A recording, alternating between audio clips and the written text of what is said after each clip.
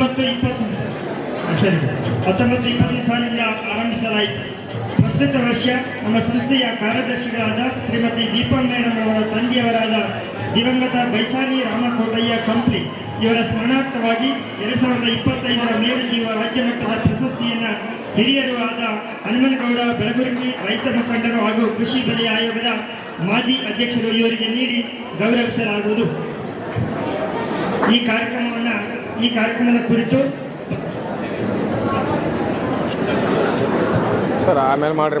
ಎಲ್ಲ ವಿದ್ಯಾರ್ಥಿಗಳೇ, ತೃಪ್ತಿ ಎಜುಕೇಷನ್ ಟ್ರಸ್ಟ್, ಆಕ್ಸ್ಫರ್ಡ್ ಸಮೂಹ ಸಂಸ್ಥೆಗಳು ಪ್ರಶಸ್ತಿ ಪಡೆದಂಥ ಮಹನೀಯರಿಗೆ ರಾಜ್ಯದುದ್ದಗಲಕ್ಕೂ ಹಾಸ್ಯ ಚಟಾಕಿ ನಗೆಗಳಲ್ಲಿ ತೀರಿಸಿದಂಥ ವ್ಯಕ್ತಿಗಳಿಗೂ ನಿಜವಾಗಿ ಇಂದು ಕೊಡುವಂಥ ಮೇರು ಜೀವ ಪ್ರಶಸ್ತಿ ಅಂದರೆ ಅದು ಸಾರ್ಥಕ ಆಗುತ್ತೆ. ಯಾಕಂದರೆ ರೈತ ದೇಶದ ಬೆನ್ನೆಲುಬು ಅನ್ನುವಂಥದ್ದನ್ನು ಗುರುತು ಮಾಡಿರುವಂಥ ಮಾತನಾಡುವ ವೇದಿಕೆ ಮೇಲೆ ಮಾತನಾಡುವಂಥ ಈ ಕಾಲದಲ್ಲಿ ನಿಜವಾಗಿ ಆಕ್ಸ್ಫರ್ಡ್ ಸಂಸ್ಥೆ ಒಂದು ದಿಟ್ಟ ಹೆಜ್ಜೆ ಇಟ್ಟಿದೆ ಅಂದರೆ ಅದು ತಪ್ಪಾಗಲಾರದು ಅನ್ನುವಂಥದ್ದು. ಯಾಕಂದರೆ ರೈತ ಬೆನ್ನೆಲುಬು ಅಂತ ಹೇಳ್ಬೋದು, ಆದರೆ ವೇದಿಕೆ ಮೇಲೆ ಅವ್ರನ್ನ ಕರೆಸಿ ಗೌರವದಿಂದ ಮಕ್ಕಳಿಗೆ ಸಂಸ್ಕಾರ ಕಲಿಸೋದಿದೆಯಲ್ಲ, ಅದು ಭಾಳ ಅತಿ ಅದ್ಭುತವಾದದ್ದು. ಯಾಕಂದರೆ ಇವತ್ತು ನೋಡಿದರೆ ಈ ಎರಡು ಬಸವನ ಹೆತ್ತುಗಳು ರೈತನ ಬದುಕಿಗೆ ಆಸರ. ನಿಜವಾದ ಬಸವ ಅವರು ಆ ತಣ ಮಾಡುವಂಥ ರಾಶಿನೂ ಇಲ್ಲಿಟ್ಟಿದ್ದಾರೆ. ನಿಜವಾಗಿ ಅದನ್ನೆಲ್ಲ ನೋಡಿದರೆ ಈ ಡಿಜಿಟಲ್ ಕಾಲದಲ್ಲಿ, ಆಧುನಿಕ ಕಾಲದಲ್ಲಿ ಇಂಥ ಕಾಯಕ ಮಾಡಿದಂಥ ಕಾರ್ಯ ಮಾಡಿದಂಥ ಆಕ್ಸ್ಫರ್ಡ್ ಸಂಸ್ಥೆಗೆ ಮತ್ತೊಮ್ಮೆ ಮಗದೊಮ್ಮೆ ಧನ್ಯವಾದಗಳನ್ನು ಹೇಳ್ತಾ ಇದ್ದೇನೆ. ಮೇರು ಜೀವ 2025 ರಾಜ್ಯ ಮಟ್ಟದ ಪ್ರಶಸ್ತಿಯನ್ನು ನಮ್ಮವರೇ ಆದ, ಯಾಕಂದರೆ ಇತ್ತಲ ಗಿಡ ಮೊತ್ತಲ್ಲ ಅಂತ ಹೇಳ್ತಾರೆ, ಅದನ್ನು ಆಕ್ಸ್ಫರ್ಡ್ ಸಂಸ್ಥೆದವರು ಕಾರ್ಯರೂಪಕ್ಕೆ ತಂದು ಸತ್ಯಗೊಳಿಸಿದ್ದಾರೆ. ಅವರಿಗೆ ಜೋರಾದ ಚಪ್ಪಾಳೆ ತಟ್ಟಬೇಕು. ಹಾಗಾಗಿ ತೃಪ್ತಿ ಎಜುಕೇಷನ್ ಟ್ರಸ್ಟ್ ರಿಜಿಸ್ಟರ್ಡ್ ಆಕ್ಸ್ಫರ್ಡ್ ಸಂಸ್ಥೆಗಳು ಸಿಂಧನೂರು ಪ್ರಥಮ ವರ್ಷದ ಪದವಿ ವಿದ್ಯಾರ್ಥಿಗಳಿಗೆ ಸ್ವಾಗತ ಹಾಗೂ ಪದವಿ ಅಂತಿಮ ವರ್ಷದ ವಿದ್ಯಾರ್ಥಿಗಳಿಗೆ ಬೀಳ್ಕೊಡು ಮೇರು ಜೀವ 2025 ರಾಜ್ಯ ಮಟ್ಟದ ಪ್ರಶಸ್ತಿಯನ್ನು ಈ ಬಾರಿ ನಮ್ಮವರೇ ಆದಂಥ ಬೆಳಗುರ್ಕಿ ಹನುಮನಗೌಡರಿಗೆ ಕೊಡಮಾಡಲಾಗ್ತಾ ಇದೆ. ರೈತನೆಂದರೆ ಜೀವ, ರೈತನೆಂದರೆ ಭಾವ, ರೈತನಿಂದಲೇ ಜಗದ ಜೀವಿಗಳಿಗೆ ಅನ್ನವಯ್ಯ. ರೈತವರ ಜೊತೆಯಲ್ಲಿ, ಎತ್ತವರ ಜೊತೆಯಲ್ಲಿ, ಗುರುಗಳ ದೇವರ ಸ್ಮರಿಸುವುದರ ಜೊತೆಗೆ ದೇಶ ಕಾಯುವ ಸೈನಿಕರನ್ನು, ಜಗದ ಜೀವಿಗಳಿಗೆ ಅನ್ನ ನೀಡುವ ನೇಗಿಲ ಯೋಗಿ ರೈತನನ್ನು, ಕೃಷಿ ಕೂಲಿ ಕಾರ್ಮಿಕರನ್ನು ನೆನೆಯಬೇಕು ಗುರುರಾಯ. ಶರಣೆಂದು ಬರುವೆ ಹುಕ್ಕೇರೇಶನ ಶ್ರೀ ಸನ್ನಿಧಿಗೆ, ಪಂಪಯ್ಯ ಪ್ರಿಯ ಗುರುಶಾಂತ ಪ್ರಭುವೆ. ರೈತ ಮುಖಂಡರು, ರೈತರ ಬಗೆಗಿನ ಕಾಳಜಿಯುಳ್ಳವರು, ಕರ್ನಾಟಕ ಸರ್ಕಾರದ ಕೃಷಿ ಬೆಲೆ ಆಯೋಗದ ಮಾಜಿ ಅಧ್ಯಕ್ಷರು, ರೈತರ ಉಸಿರೆಂದು ಹೆಸರು ಮಾಡಿರುವ ಕಲ್ಯಾಣ ಕರ್ನಾಟಕದ ರಾಯಚೂರು ಜಿಲ್ಲೆಯ ಸಿಂಧನೂರು ತಾಲೂಕಿನ ಬೆಳಗುರ್ಕಿ ಗ್ರಾಮದ ಶ್ರೀಯುತ ಹನುಮನಗೌಡ ಬೆಳಗುರ್ಕಿ ಅವರಿಗೆ ಈ ಸಂದರ್ಭದಲ್ಲಿ ಮೇರು ಜೀವ 2025 ರಾಜ್ಯ ಮಟ್ಟದ ಪ್ರಶಸ್ತಿಯನ್ನು ಕೊಡಮಾಡಲಾಗುತ್ತದೆ. ಶ್ರೀಯುತ ಹನುಮನಗೌಡ ಬೆಳಗುರ್ಕಿ ಅವರು ಮೂಲತಃ ಕೃಷಿಕರೂ ಹೌದು. ಕೃಷಿ ಕಾಯಕ ಜೀವಿಗಳಾದ ಗುರುಲಿಂಗ ಜಂಗಮ ಪ್ರೇಮಿಗಳಾದ ಲಿಂಗೈಕ್ಯ ಗಂಗಮ್ಮನವರ ಹಾಗೂ ಕಾಯಕ ಜೀವಿಗಳಾದ ಶ್ರೀಯುತ ಅಮರೇಶಪ್ಪ ಗೌಡ ಇವರ ಉದರದಲ್ಲಿ ದಿನಾಂಕ 1/6/1958ರಲ್ಲಿ ಜನಿಸಿದ ಹನುಮನಗೌಡರು ಪ್ರಾಥಮಿಕ ಶಿಕ್ಷಣವನ್ನು ಬೆಳಗುರ್ಕಿಯಲ್ಲಿ ಮುಗಿಸಿ ಮಾಧ್ಯಮಿಕ ಶಿಕ್ಷಣವನ್ನು ಅಲವನೂರಿನಲ್ಲಿ ಕಲಿತು ಪ್ರೌಢ ಶಿಕ್ಷಣವನ್ನು ಸಿಂಧನೂರಿನಲ್ಲಿ ಓದಿ PUC ಧಾರವಾಡದಲ್ಲಿ MA, ಕಲಬುರಗಿಯಲ್ಲಿ MA ಓದಿ ಬಳ್ಳಾರಿಯಲ್ಲಿ LLB ವ್ಯಾಸಂಗ ಮಾಡಿದ ಹನುಮನಗೌಡರು ಅರ್ಥಶಾಸ್ತ್ರ ಅರ್ಥಶಾಸ್ತ್ರ ಉಪನ್ಯಾಸಕರಾಗಿ ವಕೀಲರಾಗಿ ಸೇವೆ ಸಲ್ಲಿಸಿದ್ದಾರೆ.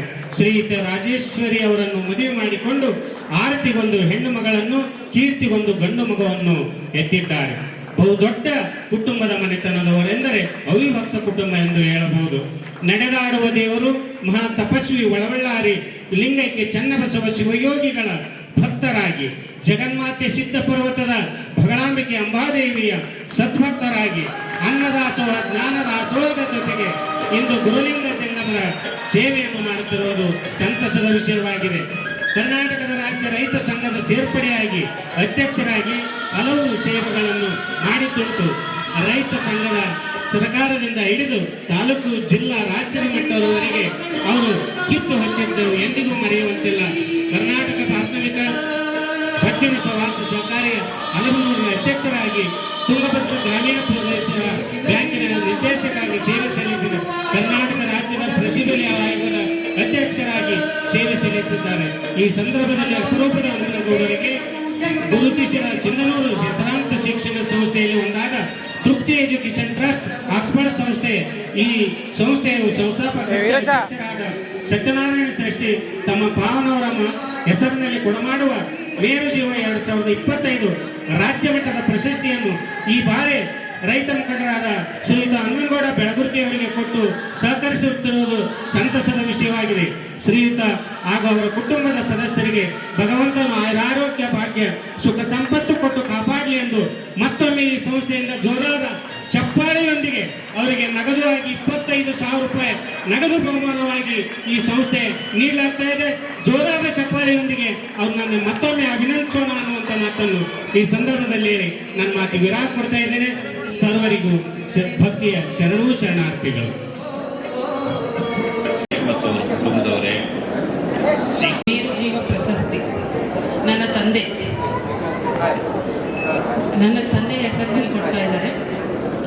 ನನ್ನ ತಂದೆ ಬೈಸಾನಿ ರಾಮಕೋಟಯ್ಯ. ಇವರು ಹುಟ್ಟುತ್ತಾ born with silver spoon, golden spoon ಏನು ಹೇಳ್ತಾರಲ್ಲ, ಅವರು 1% ಕೂಡ ನಾನು ಶ್ರೀಮಂತಿಕೆಯನ್ನು ಹೊಂದಿದ್ದೇನೆ ಅನ್ನೋದನ್ನ ತೋರಿಸ್ಕೊಳ್ಳಿಲ್ಲ. ಹಾಗೆ ಅವ್ರ ಫಸ್ಟ್ ಪ್ರಶಸ್ತಿ ರೈತರಿಗೆ ಕೊಡೋದು ನಂಗೆ ತುಂಬ ಖುಷಿ ಆಗ್ತಾ ಇದೆ. ಆಮೇಲೆ ನಮ್ಮ ಸರ್ ಬಗ್ಗೆ ಹೇಳಬೇಕು ಅಂದರೆ, ತಂದೆ ತಾಯಿ ಅವ್ರದ್ದು ಕೊಡ್ಬೋದು, ಹೆಣ್ಣು ಕೊಟ್ಟ ಮನುಷ್ಯನಿಗೂ ಕೂಡ ಅವರು ತೀರ್ಕೊಂಡ ಮೇಲೆ ಹೆಣ್ಣು ಕೊಟ್ಟ ಒಂದು ಮನುಷ್ಯನಿಗೆ ಕೂಡ ಅವ್ರ ಹೆಸರ ಮೇಲೆ, ನೆನಪಿನ ಮೇಲೆ ಪ್ರಶಸ್ತಿ ಕೊಡ್ತಾ ಇದ್ದಾರೆ ಅಂದರೆ ಅವ್ರಿಗೆ ತುಂಬ ಧನ್ಯವಾದಗಳನ್ನು ಹೇಳ್ತಾ ಇದ್ದೀನಿ ನಾನು.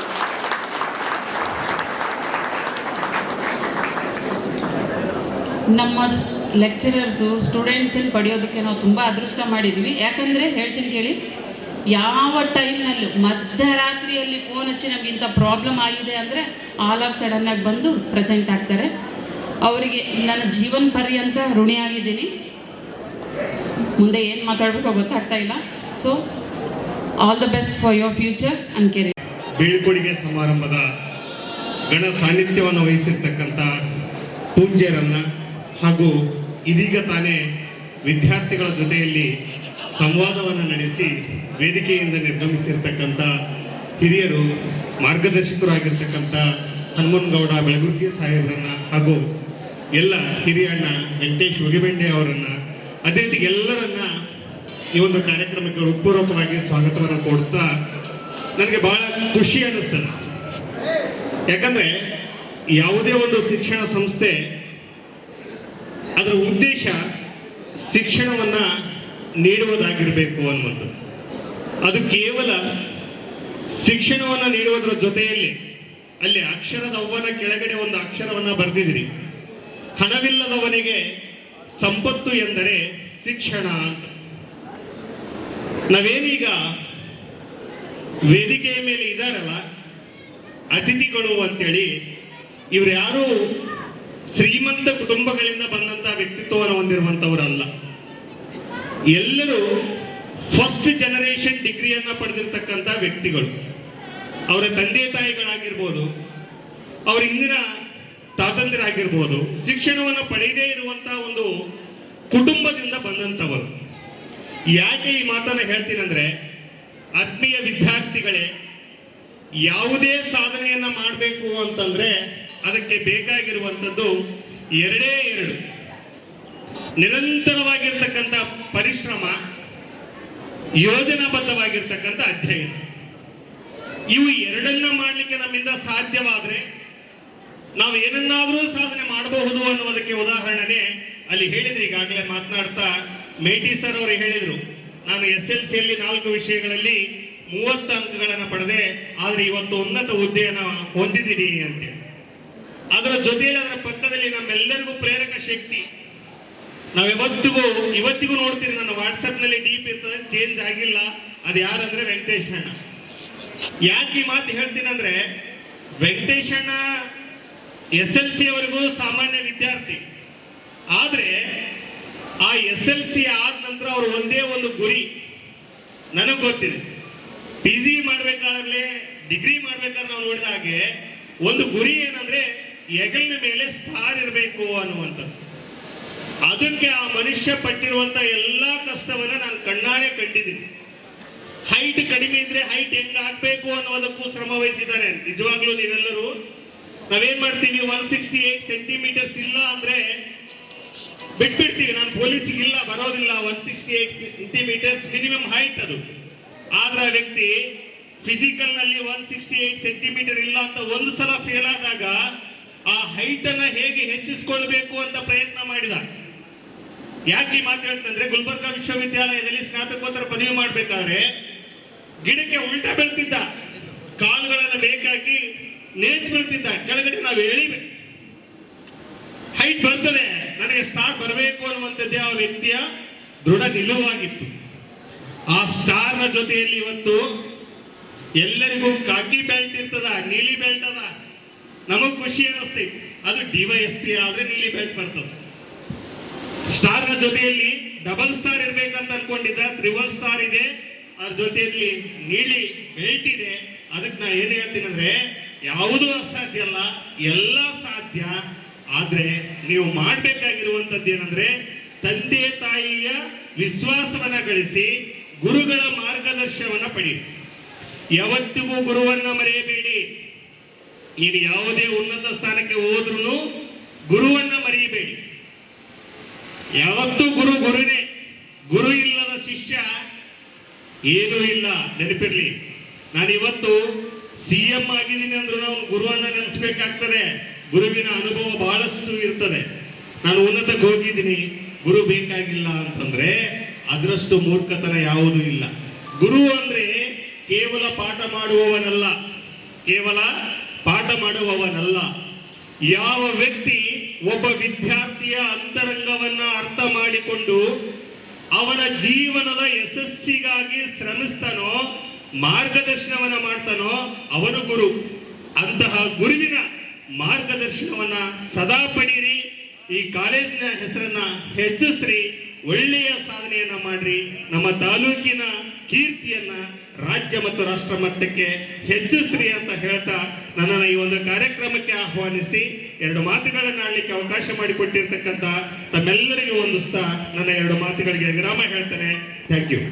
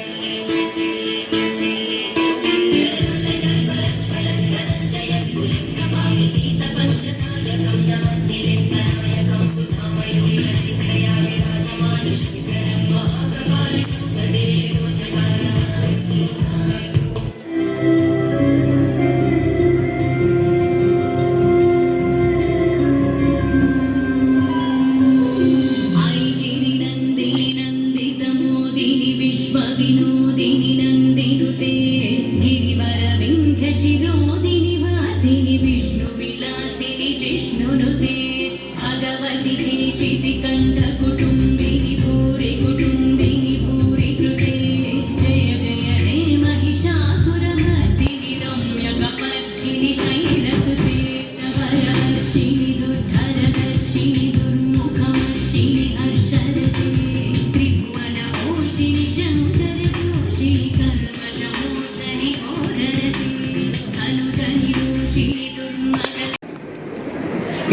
ಕಾರ್ಯಕ್ರಮಗಳನ್ನು ನೋಡಲಾಗಿ ಬಹಳ ತೃಪ್ತಿದಾಯಕ ಕಾರ್ಯಕ್ರಮ. ಯಾಕಂತಂದರೆ ಈ ಹಿಂದೆ ಬೇರೆ ಬೇರೆ ಕಡೆಯಿಂದ ಅನುಭಾವಿಗಳಿಗೂ ಮತ್ತು ಸಾಧಕರಿಗೂ ಅವರಿಗೆ ಸನ್ಮಾನಿಸಲಾಗಿತ್ತು ಈ ಒಂದು ಕಾರ್ಯಕ್ರಮದಲ್ಲಿ. ಆದರೆ ಸ್ಥಳೀಯವಾಗಿ ಯಾರನ್ನೂ ನಮ್ಮ ಈ ಆಕ್ಸ್ಫರ್ಡ್ ಕಾಲೇಜ್ ಗುರುತಿಸಿರಲಿಲ್ಲ. ಯಾಕಂತಂದರೆ ನಮ್ಮ ಭಾಗದಲ್ಲಿನೇ ಬೇಕಾದಷ್ಟು ಸಾಧನೆ ಮಾಡಿದ ಸಾಧಕರಿದ್ದಾರೆ. ಯಾಕಂದರೆ ಇಲ್ಲೇ ಪೊಲೀಸ್ ಡಿಪಾರ್ಟ್ಮೆಂಟ್ನಲ್ಲಿ ನಮ್ಮ ವೆಂಕಟೇಶ್ ಸರ್ ಅವರು ಒಳ್ಳೆಯ ಸಾಧಕರು. ಅದೇ ತೆರನಾಗಿ ಇನ್ನೂ ಅನೇಕ ಒಂದು ವೃತ್ತಿಗಳಲ್ಲಿ ಅನೇಕ ಸಾಧಕರಿದ್ದಾರೆ. ಅದೇ ತೆರನಾಗಿ ನಮ್ಮ ಕೃಷಿಯಲ್ಲಿ ಇಂದು ಸಾಧನೆ ಮಾಡಿದಂಥ ಹನುಮನಗೌಡ ಬೆಳಗುರ್ಕಿ ಅವರಿಗೆ ಈ ಒಂದು ಆಕ್ಸ್ಫರ್ಡ್ ಕಾಲೇಜ್ ಸಮೂಹ ಸಂಸ್ಥೆಯವರು ಮೇರು ಜೀವ ಪ್ರಶಸ್ತಿ ಕೊಟ್ಟು ಸನ್ಮಾನಿಸಿದ್ದು ಬಹಳ ಸಂತೋಷಕರ ವಿಷಯ. ಯಾಕಂತಂದರೆ ಸಾಧನೆ ಮಾಡಬೇಕಾಯ್ತಂತಂದರೆ ಯಾವುದೇ ಒಂದು ಅಡ್ಡಿ ಆತಂಕಗಳಿಲ್ಲ. ಆ ಸಾಧನೆ ಮಾಡ್ತಕ್ಕಂಥ ಸಾಧಕನಿಗೆ ತನ್ನದೊಂದು ಗುರಿ ಇದ್ದರೆ ಸಾಕು, ಅಂತ ಒಂದು ಗುರಿಯನ್ನು ಸಾಧಿಸುವ ಶಕ್ತಿ ಅವನಲ್ಲಿ ತನ್ನಷ್ಟಾನೇ ಉದ್ಭವ ಆಗ್ತಿರ್ತಕ್ಕಂಥ ಒಂದು ಸಾಕ್ಷಿಗೆ ನಮ್ಮ ವೆಂಕಟೇಶ್ ಹುಗಿ ಬೆಂಡವರೇ ಸಾಕ್ಷಿ ಅಂತಕ್ಕಂಥ ಮಾತನ್ನು ಹೇಳಿದ್ರೆ ತಪ್ಪಾಗಲಿಕ್ಕಿಲ್ಲ. ಅಂತ ಒಂದು ಜೀವನದಲ್ಲಿ ಒಂದು ಗುರಿಯನ್ನು ಇಟ್ಟುಕೊಂಡು ವಿದ್ಯಾರ್ಥಿಗಳು ನೀವು ಸಾಧಿಸಿದ್ದೇ ಆದರೆ, ಯಾಕಂತಂದರೆ ಈ ಎಜುಕೇಷನ್ ಟ್ರಸ್ಟ್ ಅಧ್ಯಕ್ಷರಾದಂಥ ಸತ್ಯನಾರಾಯಣ ಶ್ರೇಷ್ಠಿ ಅವರು ಅದಕ್ಕೆ ಒಂದು ಉದಾಹರಣೆ. ಯಾಕಂತಂದರೆ ಒಂದು ಸಣ್ಣ ನೌಕರಿಯನ್ನು ಮಾಡಿ ಅವರು ಜೀವನ ಮಾಡಬಹುದಾಗಿತ್ತು. ಅಂಥ ಒಬ್ಬ ವ್ಯಕ್ತಿ ಇಂಥ ದೊಡ್ಡ ಒಂದು ಸಂಸ್ಥೆಯನ್ನು ಕಟ್ಟಿ ನಿಮ್ಮೆಲ್ಲ ವಿದ್ಯಾರ್ಥಿಗಳಿಗೆ ಭವಿಷ್ಯದ ಜೀವನದ ಒಂದು ದಾರಿಯನ್ನು ತೋರಿಸ್ತಕ್ಕಂಥ ಒಂದು ಸಂಸ್ಥೆಯನ್ನು ಕಟ್ಟಿ ನಿಮ್ಮೆಲ್ಲರಿಗೂ ದಾರಿದೀಪವಾಗಿದ್ದಾರೆ ಅಂತಕ್ಕಂಥ ವಿಚಾರವನ್ನು ಹೇಳಿ ತಪ್ಪಾಗಲಿಕ್ಕಿಲ್ಲ.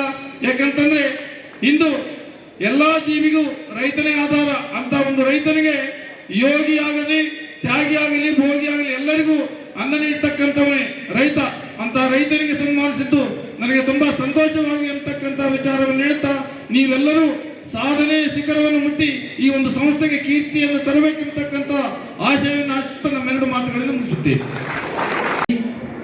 ನನ್ನ ಸ್ನೇಹವನ್ನು ಗಟ್ಟಿಗೊಳಿಸಲು ಪದೇ ಪದೇ ಸಿಂಧನೂರು ಬಾಂಧವ್ಯವನ್ನು ಬೆಳೆಸುತ್ತಿರುವ ಹಲವಾರು ಕಾರ್ಯಕ್ರಮಗಳಿಗೆ ನನ್ನನ್ನು ಅತಿಥಿಯಾಗಿ ಕರೆಸುತ್ತಿರುವ ನಿಮ್ಮ ಅಪ್ಪಾಜಿ, ನನ್ನ ಸ್ನೇಹಿತ, ಈ ಸಂಸ್ಥೆಯ ಅಧ್ಯಕ್ಷರಿಗೆ ಮಗದೊಮ್ಮೆ ಕೃತಜ್ಞತೆಗಳು. ನಿಮ್ಮೆಲ್ಲರಿಗೂ ಒಂದು ಆಶ್ಚರ್ಯದಾಯಕ ಒಂದು ಸತ್ಯವನ್ನು ಹೇಳಬೇಕಂತ ನಾನು ಈ ವೇದಿಕೆಗೆ ಬಂದಿದ್ದೀನಿ. ನಾವೆಲ್ಲ BEd ಮಾಡಿ ಶಿಕ್ಷಕರಾಗಬೇಕು, ಈ ಸಮಾಜದಲ್ಲಿ ಶಿಕ್ಷಕ ವೃತ್ತಿಯಲ್ಲಿ ಬದುಕಬೇಕು ಅಂತಕ್ಕಂಥ ತುಂಬ ದೊಡ್ಡ ಆಸೆಗಳನ್ನು ಕಟ್ಟಿ ಧಾರವಾಡಕ್ಕೆ ಹೋದಾಗ ನಾನು ಟೀಚರ್ ಆಗಲಿಲ್ಲ, ನಿಮ್ಮ ಅಧ್ಯಕ್ಷರು ಟೀಚರ್ ಆಗಲಿಲ್ಲ, ಗೌರ್ಮೆಂಟ್ ಟೀಚರ್ ಆಗಲಿಲ್ಲ. ಅವ್ರೇನಾದರೂ ಗೌರ್ಮೆಂಟ್ ಟೀಚರ್ ಆಗಿದ್ದರೆ ಒಂದು ಸಣ್ಣ ಶಾಲೆಯಲ್ಲಿ ಸ್ವಲ್ಪ ವಿದ್ಯಾರ್ಥಿಗಳಿಗೆ ಶಿಕ್ಷಣ ಕಲಿಸ್ತಿದ್ರು. ಇಂಥ ದೊಡ್ಡ ಸಮೂಹವನ್ನು ಕಟ್ಟಿ ಒಂದು ಶಿಕ್ಷಣ ಸಂಸ್ಥೆಯನ್ನು ಕಟ್ಟಿ ನಮ್ಮೆಲ್ಲರ ತಮ್ಮಂದಿರಿಗೆ, ತಂಗಿಯಂದಿರಿಗೆ ಶಿಕ್ಷಣ ದಾನ ನೀಡುತ್ತಿರುವ ದಾಸೋಹಿ ಈ ಸಂಸ್ಥೆಯ ಅಧ್ಯಕ್ಷರಿಗೆ ಮಗದೊಮ್ಮೆ ಕೃತಜ್ಞತೆ ಸಲ್ಲಿಸ್ತಾ ಇದ್ವಿ.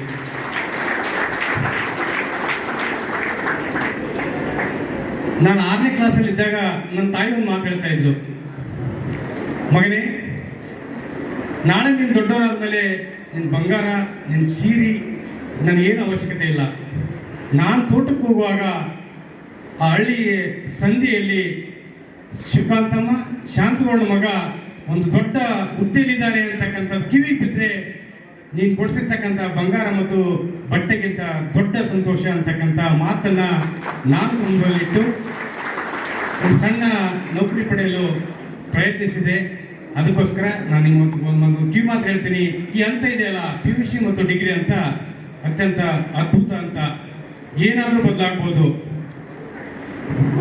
SSLC 6 ವಿಷಯಗಳಲ್ಲಿ 4 ವಿಷಯಕ್ಕೆ 30 ಅಂಕ ಪಡೆದಂಥ ನಿಮ್ಮೆದುರು ನಿಂತಿದ್ದೀನಿ ಅಂದರೆ ಅದರಲ್ಲಿ ಎಷ್ಟು ಅಸಾಧ್ಯವಾದದ್ದು ಸಾಧ್ಯವಾದದ್ದಿದೆ ಅಂತಕ್ಕಂಥದ್ದನ್ನ ನೀವು ಅರ್ಥ ಮಾಡ್ಕೋಬೇಕು. ಕನ್ನಡ ಮತ್ತು ಮ್ಯಾಥಮೆಟಿಕ್ಸ್ ಬಿಟ್ಟರೆ ಹಿಂದಿ, ಇಂಗ್ಲೀಷ್, ಸೋಷಿಯಲ್ ಸೈನ್ಸ್ ಇವು 4 ವಿಷಯಗಳಲ್ಲಿ 30ಕ್ಕೆ 30 ಅಂಕ ಪಡೆದು ಆ ನಂತರ ಯೂನಿವರ್ಸಿಟಿಗೆ ರ್ಯಾಂಕ್ ಪಡೆದಂಥ ವಿದ್ಯಾರ್ಥಿ ನಿಮ್ಮ ಮುಂದೆ ಇದ್ದೀನಿ. ಅದಕ್ಕೆ ಸಾಕ್ಷಿ ಈ PUC ಮತ್ತು ಡಿಗ್ರಿ ಅತ್ಯಂತ ಗಟ್ಟಿತನ ನಾವು ನಿರ್ಧಾರ ಮಾಡಿದರೆ, ನಾವು ನನ್ನ ತಂದೆ, ನನ್ನ ತಾಯಿಗೆ ನಾವೇನಾದರೂ ಕಾಣಿಕೆ ಕೊಡಬೇಕಂತ ಅಂದರೆ ಅದು ಈ ಸಮಯ. ಅದಕ್ಕೆ ಈ ಸಮಯವನ್ನು ನೀವು ಅಮೂಲ್ಯವಾಗಿ ಬಳಸಿ ನಿಮ್ಮ ಭದ್ರತೆ ಜೀವನದೊಂದಿಗೆ ನಿಮಗೆ ಕಲಿಸಿರ್ತಕ್ಕಂಥ ಶಿಕ್ಷಕರು, ನಿಮಗೆ ಜೀವನ ನೀಡಿರ್ತಕ್ಕಂಥ ತಂದೆ ತಾಯಿಗಳು, ಸಮಾಜದಲ್ಲಿ ಹಿತವಚನ ನೀಡಿರ್ತಕ್ಕಂಥ ಗುರು ಹಿರಿಯರು ಮತ್ತು ಈ ಸಂಸ್ಥೆಗೆ ನೀವು ಹೆಸರನ್ನ ತರಬೇಕು ಅಂತಕ್ಕಂಥ ಆಶಾಭಾವನೆಯಿಂದ ನಿಮ್ಗೆ ಹೇಳ್ತಾ ಇದ್ದೀನಿ. ಒಂದು ಸಣ್ಣ ಸ್ಟೋರಿ. ಫುಟ್ಬಾಲ್ ವರ್ಲ್ಡ್ ಕಪ್ ನಡೆದಿತ್ತು. 2 ದೇಶಗಳ ನಡುವೆ ವರ್ಲ್ಡ್ ಕಪ್ ಫೈನಲ್ ಮ್ಯಾಚ್. ಇಡೀ ವಿಶ್ವದ ಎಲ್ಲ ಮಾಧ್ಯಮದವರು ಅಲ್ಲಿ ಕೇಂದ್ರೀಕೃತವಾಗಿದ್ದರು ಸ್ಟೇಡಿಯಂಲ್ಲಿ. ಕೋಚ್ ಏನು ಮಾಡ್ತಾನೆ, ಕ್ಯಾಪ್ಟನ್ ಏನು ಮಾಡ್ತಾನೆ ಅಂತ. ಈ ಈ ಈ ಟೀಮ್ನ ಒಂದು ಕ್ಯಾಪ್ಟನ್, ನಿಮ್ಮ ಅಧ್ಯಕ್ಷರು ಎಲ್ಲರಿಗೆ ಕುತೂಹಲ ಏನು ಮಾಡ್ತಾರೆ ಇವರು ಅಂತ. ಅವಾಗ ಎಲ್ಲ ಮಾಧ್ಯಮದವ್ರು ಕೇಂದ್ರೀಕೃತವಾದಾಗ ನಿಮ್ಮ ಕ್ಯಾಪ್ಟನ್ ಏನು ಮಾಡ್ತಾ ಇದ್ರು ಅಂದರೆ, ನಿಮ್ಮ ಈ ಸಂಸ್ಥೆ ಅಧ್ಯಕ್ಷರು ಒಂದು ಸ್ಟೋರಿ ಹೇಳಕತ್ಬಿಟ್ರು. ಒಬ್ಬ ನನ್ನಂತ ಬಡವ ಇದ್ದ, ಅವನು ಸನ್ಯಾಸಿ, ಇಡೀ ವಿಶ್ವ ಪ್ರಪಂಚ ಪರ್ಯಟನೆ ಅವನು ಭಿಕ್ಷಾಟನೆ ಮಾಡ್ತಾ ಹೋಗ್ತಾ ಇದ್ದಂತೆ. ಒಂದು ಗುಡಿಸಲ ಕಾಣಿದಂತೆ. ಆ ಗುಡಿಸಲದಲ್ಲಿ ಒಂದು ಗಂಡ ಹೆಂಡತಿ ಒಂದು ಹಸುವನ್ನು ಸಾಕೊಂಡು ಜೀವನ ಮಾಡ್ತಾ ಇದ್ರಂತೆ.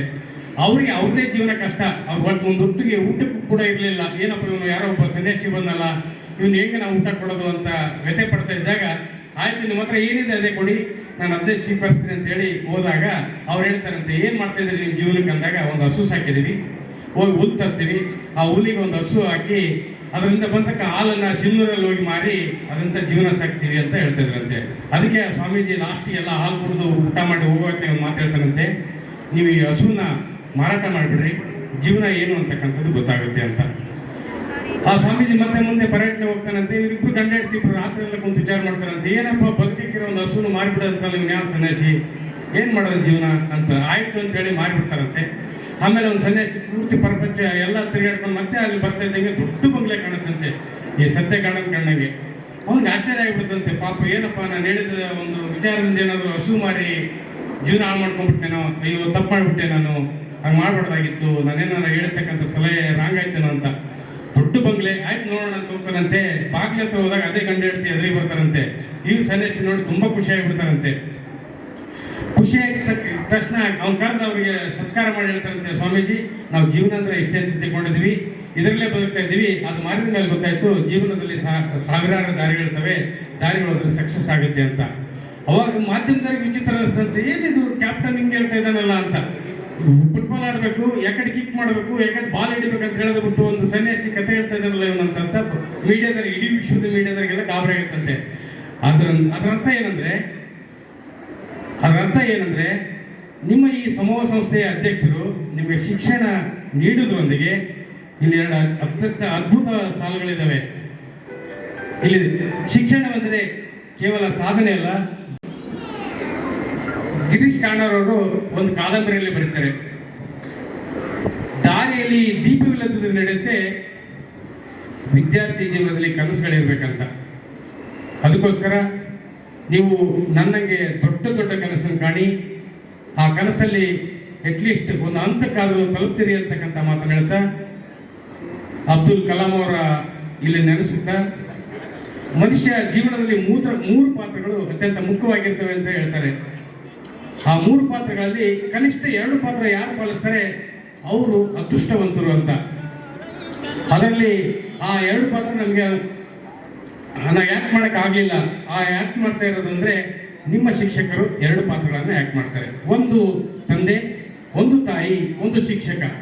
ಈ 3 ಪವಿತ್ರವಾದ ಒಂದು ಸಮಾಜ ಸೇವೆ ಕಾರ್ಯಗಳು ಅಂತಕ್ಕಂಥದ್ದು ಅಬ್ದುಲ್ ಕಲಾಂ ಅವರು ಹೇಳ್ತಕ್ಕ ಮಾತು. ನಿಮ್ಮ ಶಿಕ್ಷಕರು ತಂದೆಯಾಗಿ ಶಿಕ್ಷಕರಾಗಿ, ನಿಮ್ಮ ಟೀಚರು ತಾಯಿಯಾಗಿ ಶಿಕ್ಷಕರಾಗಿ ಇಂಥ ಸೌಭಾಗ್ಯದ ಕೆಲಸ ಮಾಡ್ತಾ ಇದ್ದಾರೆ. ಅವರ ಶಿಕ್ಷಣದ ಸದುಪಯೋಗ ಪಡೆದು ಈ ಸಿಂಧನೂರಿನ ಎಲ್ಲ ರೈತ ಮತ್ತು ಸಣ್ಣ ಪುಟ್ಟ ವ್ಯಾಪಾರಸ್ಥರ ಮಕ್ಕಳು ನೀವೆಲ್ಲ ಈ ಪ್ರಪಂಚಕ್ಕೆ ಗುರುತಿಸುವಂತಾಗಲಿ. ಈ ಶಿಕ್ಷಣ ಸಮೂಹ ಆಕ್ಸ್ಫರ್ಡ್ ಅಂತಕ್ಕಂಥ ಕಿತನು ಅಲ್ಲಿ ಮೇಲ್ಗಡೆ ಒಂದಿದೆ, ನಮ್ಗೆ ತುಂಬ ಆಕರ್ಷಣೆ ಆಯಿತು. ಆಕ್ಸ್ಫರ್ಡ್ ದೊಡ್ಡ ಅಕ್ಷರದಲ್ಲಿದ್ದರೂ ಸಣ್ಣ ಅಕ್ಷರದಲ್ಲಿರ್ತಕ್ಕಂಥದ್ದು ಅತ್ಯಂತ ಖುಷಿ ನೀಡ್ತು. ತೃಪ್ತಿ, ಆ ತೃಪ್ತಿ ಅಂತಕ್ಕಂಥ ಇದೆಯಲ್ಲ, ನಿಮಗೆಲ್ಲ ಶಿಕ್ಷಣ ನೀಡಿ ನಿಮ್ಮ ಜೀವನ ಸ್ವಾರ್ಥಕತೆಯ ತೃಪ್ತಿ ಕಡೆಗೆ ಈ ಶಿಕ್ಷಣ ಸಮೂಹ ಕಳಿಸ್ಲಿ ಅಂತಕ್ಕಂಥ ಮಾತು ಹೇಳ್ತಾ, ಮತ್ತೊಮ್ಮೆ ನನ್ನನ್ನು ಇಲ್ಲಿ ಕರೆಸಿ ಈ ಸಂತೋಷದ ಗಳಿಗೆಯಲ್ಲಿ ನನ್ನನ್ನು ಪಾತ್ರಧಾರಣ ಮಾಡಿ ನನ್ನ ತಂದೆಗೆ ಗೌರವ ಸಲ್ಲಿಸುವಂಥ ಒಂದು ಕಾರ್ಯಕ್ಕೆ ನನ್ನನ್ನು ಕರೆದಂಥ ನನ್ನ ಆತ್ಮೀಯರು, ನನ್ನ ಸ್ನೇಹಿತರು, ನನ್ನೊಂದಿಗೆ ಶಿಕ್ಷಣ ಕಲಿತು ಇಂಥ ಸಮೂಹ ಕಟ್ಟಲು ಒಂದು ಕಾರಣೀಕರ್ತರಾದ ಸತ್ಯನಾರಾಯಣರವರಿಗೆ ಮತ್ತೊಮ್ಮೆ ಮಗದೊಮ್ಮೆ ನನ್ನ ಪ್ರೀತಿಯ ಶಾಬ್ದಿಕ ಕೃತಜ್ಞತೆ ಸಲ್ಲಿಸ್ತಾ ನಮಸ್ತೆ. ತಮ್ಮೆರಡು ಅನಿಸಿಕೆ ವ್ಯಕ್ತಪಡಿಸಿದ ಶ್ರೀಯುತರಿಗೆ ಧನ್ಯವಾದಗಳು. ಸಂಸ್ಥೆಯ ಗೌರವಾಧ್ಯಕ್ಷರ ಆತ್ಮೀಯ ಸ್ನೇಹಿತರಾದ ಶ್ರೀ ವಾಕ್ಯ ಸತ್ಯಮೇವ ಜಯತೆ ಅನ್ನುವುದು ಈ ಜಗತ್ತಿನ ಧ್ಯೇಯ ವಾಕ್ಯ. ಆದರೆ ನಮಗೆ ಇವರು ಮಾತೆಯ ವೇದ ವಾಕ್ಯ. ಈ ಸಂವಾದ ಮಾಡಿದ್ದಾರೆ. ಅದಕ್ಕೆ ಈ ಪ್ರಶ್ನೆಗಳಿಗೆ ಉತ್ತರ ಕೊಡೋದು ಮುಂಚೆ ನಾನು ಈ ಸಂಸ್ಥೆಯನ್ನು ಮನಪೂರ್ವಕವಾಗಿ ಅಭಿನಂದಿಸ್ತೀನಿ. ಯಾಕಂದರೆ ತೃಪ್ತಿ ಎಜುಕೇಷನ್ ಟ್ರಸ್ಟ್ ಅಂತ ಇಟ್ಟಿದ್ದಾರೆ ಸತ್ಯನಾರಾಯಣ ಶ್ರೇಷ್ಠಿಯವರು ಮತ್ತು ಅವ್ರ ಕುಟುಂಬ ವರ್ಗದವರು. ಶಿಕ್ಷಣದ ಮೂಲಕ ದೇಶ ಕಟ್ಟುವಂಥ ಕೆಲಸದಲ್ಲಿ ತೃಪ್ತಿ ಹೊಂದಿದ್ದಾರೆ. ಅದಕ್ಕೆ ಅವರ ತಂದೆಯ ಸ್ಮರಣಾರ್ಥ ಮತ್ತು ಅವರ ಶ್ರೀಮತಿಯವರ ತಂದೆಯ ಸ್ಮರಣಾರ್ಥ. ಹೆಣ್ಣು ಕೊಟ್ಟು ಭಾವ ಕಣ್ಣು ಕೊಟ್ಟು ದೇವರಿದ್ದಂಗೆ. ಹಂಗಾಗಿ ಸತ್ಯನಾರಾಯಣ ಶೆಟ್ಟಿಯವರು ತಮ್ಮ ತಂದೆ ಮತ್ತು ಶ್ರೀಮತಿಯವರ ತಂದೆಯವರ ಸ್ಮರಣಾರ್ಥವಾಗಿ ಒಂದು ತೃಪ್ತಿ ಎಜುಕೇಷನ್ ಟ್ರಸ್ಟ್ ಕಟ್ಟಿ ನನಗೆ ಆಶ್ಚರ್ಯ ಆಯಿತು. 2200 ವಿದ್ಯಾರ್ಥಿಗಳು ಇಲ್ಲಿ ದಾಖಲಾತಿ ಹೊಂದಿದ್ದಾರೆ. ಜೊತೆಗೆ ಪದವಿ ಪೂರ್ವ ಶಿಕ್ಷಣದಿಂದ ಸ್ನಾತಕೋತ್ತರ ಶಿಕ್ಷಣದವರೆಗೂ ಈ ಒಂದು ಶಿಕ್ಷಣ ಸಂಸ್ಥೆ ಶಿಕ್ಷಣ ನೀಡ್ತಾ ಇದೆ. ಜೊತೆಗೆ ನನಗೆ ಮತ್ತೊಂದು ಆಶ್ಚರ್ಯ ಆಗಿದ್ದಂದರೆ 70 ಶಿಕ್ಷಕೇತರ ಸಿಬ್ಬಂದಿ ಇದೆ ಇಲ್ಲಿ ಅಂತ. ಆದರೆ ಈಗಾಗಲೇ ಏಡೆಡ್ ಆಗಿದೆಯೋ ಇನ್ನೂ ಗೊತ್ತಿಲ್ಲ ನನಗೆ, ಇನ್ನೂ ಏಡೆಡ್ ಇಲ್ಲ. ಇದನ್ನೆಲ್ಲ ನಿಭಾಯಿಸ್ಕೊಂಡು ಹೋಗೋಂಥದ್ದು ಒಂದು ದೊಡ್ಡ ಸಾಹಸವೇ ಸರಿ. ಅಂಥ ಒಂದು ಸಾಹಸದಲ್ಲಿ ತೃಪ್ತಿ ಹೊಂದಿರುವಂಥ ಸತ್ಯನಾರಾಯಣ ಶೆಟ್ಟಿಗೆ ಅಭಿನಂದನೆ ಹೇಳ್ತಾ, ಈ ಕಾರ್ಯಕ್ರಮದಲ್ಲಿ ಪಾಲ್ಗೊಂಡಿರುವಂಥ ಶ್ರೀಶೈಲ್ ಅವರೇ, ಹುಲಿಬಂಡಿಯವರೇ, ಮತ್ತೊಬ್ಬರು ಇನ್ನೊಬ್ಬರು ಸರ್ಕಲ್ ಇನ್ಸ್ಪೆಕ್ಟ್ರು ರಾಮಯ್ಯನವರೇ, ಬಸವರಾಜ್ ಹಿರೇಗೌಡ್ರೆ, ಜೊತೆಗೆ ಈ ಒಂದು ಕಾರ್ಯಕ್ರಮದ ದಿವ್ಯ ಸಾನ್ನಿಧ್ಯವನ್ನು ದಯಪಾಲಿಸಿರುವಂಥ ಶ್ರೀಮನ್ ನಿರಂಜನ ಪ್ರಣವ ಸ್ವರೂಪಿ ಮಹಾಲಿಂಗ ಮಹಾಸ್ವಾಮಿಗಳಲ್ಲಿ ವಂದಿಸಿ ನನ್ನ ಈ ಒಂದು ಸಂವಾದ ಕಾರ್ಯಕ್ರಮಕ್ಕೆ ಉತ್ತರ ನೀಡೋದಕ್ಕೆ ಪ್ರಯತ್ನ ಪಡ್ತೇನೆ. ಈಗ ತಮ್ಮ ಪ್ರಶ್ನೆ ಇರೋದು, ಕಾರ್ಖಾನೆ ವಸ್ತುಗಳಿಗೆ ನಿರ್ದಿಷ್ಟ ಬೆಲೆ ಇದೆ, ಕೃಷಿ ವಸ್ತುಗಳಿಗೆ ನಿರ್ದಿಷ್ಟ ಬೆಲೆ ಇಲ್ಲ, ನಿಮ್ಮ ನಿಲುವೇನು ಅಂತ. ಅಂದರೆ ಕೊಳ್ಳುವವರ ಮಾರುಕಟ್ಟೆ ಅಂದರೆ ನಮ್ಮ ವಸ್ತುಗಳನ್ನೇನು ಹೋಗ್ತೀವಿ, ಅದು APMC ಇರ್ಬೋದು, ನಮ್ಮ ಗ್ರಾಮದಲ್ಲಿರ್ಬೋದು, ಎಲ್ಲೇ ಇದ್ದರೂ ಆ ದರಗಳನ್ನು ನಿಗದಿ ಮಾಡೋಂಥವ್ರು ಯಾರು?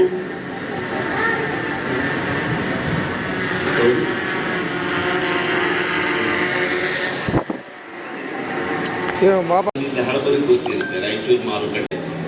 ಈಗಲೂ ರಾಣೆಬೆನ್ನೂರು ಆ ಕಡೆ ಈ ಕಡೆ ತಾಳಿಕೋಟೆನಲ್ಲಿ ಇದೆಯೋ ಇರೋ ಗೊತ್ತಿಲ್ಲ ನನಗೆ. ಶ್ರೀಶೈಲಗಳು ಭಾಳ ದೊಡ್ಡ ಪ್ರಮಾಣದ ಒಕ್ಕಲ್ತನ ಮಾಡೋ.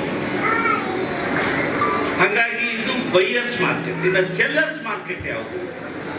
ನಾವು ದಿನನಿತ್ಯ ಏನು ತರುತ್ತೇವೆ, ಅದು ಸಾಬೂನು ಇರ್ಬೋದು, ಟೂತ್ಪೇಸ್ಟ್ ಇರ್ಬೋದು, ಬ್ಲೇಡ್ ಇರ್ಬೋದು, ಸಕ್ಕರೆ ಇರ್ಬೋದು, ಅಕ್ಕಿ ಇರ್ಬೋದು, ಇದು ಸೆಲ್ಲರ್ಸ್ ಮಾರ್ಕೆಟ್. ಅಲ್ಲಿ ನಿಗದಿತ ದರ ಇದೆ. ಕಾರಣ ಏನು ಅಂದರೆ, ಮಾರುವವರ ಸಂಖ್ಯೆ ಕಡಿಮೆ, ಕೊಳ್ಳುವವರ ಸಂಖ್ಯೆ ಹೆಚ್ಚು. ಇಲ್ಲಿ ಉತ್ಪಾದಕರ ಸಂಖ್ಯೆ ಹೆಚ್ಚು, ಕೊಳ್ಳುವವರ ಸಂಖ್ಯೆ ಕಡಿಮೆ. ಇದನ್ನು ನಿರ್ದಿಷ್ಟಗೊಳಿಸಲಿಕ್ಕೆ ಸಾಧ್ಯವಿದೆಯೇ? ಇದೆ. ಯಾವಾಗಂದರೆ, ನಾವು ಯಾವ ರೀತಿ ವಸ್ತುಗಳನ್ನು ಇದ್ದಲ್ಲಿಗೆ ಹೋಗಿ ಖರೀದಿ ಮಾಡ್ತೀವೋ ಆ ರೀತಿ ಮಾರುಕಟ್ಟೆ ವ್ಯವಸ್ಥೆಯನ್ನು ಬದಲು ಮಾಡಬೇಕಾಗುತ್ತೆ. ಇದಕ್ಕೆ ಕಾನೂನಾತ್ಮಕ ರಕ್ಷಣೆನೂ ಬೇಕು, ಮತ್ತು ರೈತರನ್ನು ಸದೃಢಗೊಳಿಸಬೇಕು.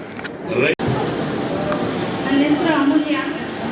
ನಾನು ಅಮೃತವರ್ಷಿಣಿ BA ಅವರ ಪರವಾಗಿ ನಿಮ್ಮ ಬಳಿ ಪ್ರಶ್ನೆಯನ್ನು ಕೇಳ್ತಿದ್ದೀನಿ. ತುಂಗಭದ್ರಾ ಅಣೆಕಟ್ಟಿನ ಎಲ್ಲ ಗೇಟ್ಗಳಲ್ಲಿ ಅಂದರೆ ಪ್ರಸ್ತುತ 7 ಗೇಟ್ಗಳು ಬೆಂಡಾಗಿವೆ. ಅವುಗಳೆಂದರೆ 4, 11, 18, 20, 24, 27, 28. ಈ ಎಲ್ಲ ಗೇಟ್ಗಳನ್ನು ದುರಸ್ತಿಗೊಳಿಸಿರುವುದಕ್ಕೆ ಕಾರಣ ಏನು ಸರ್?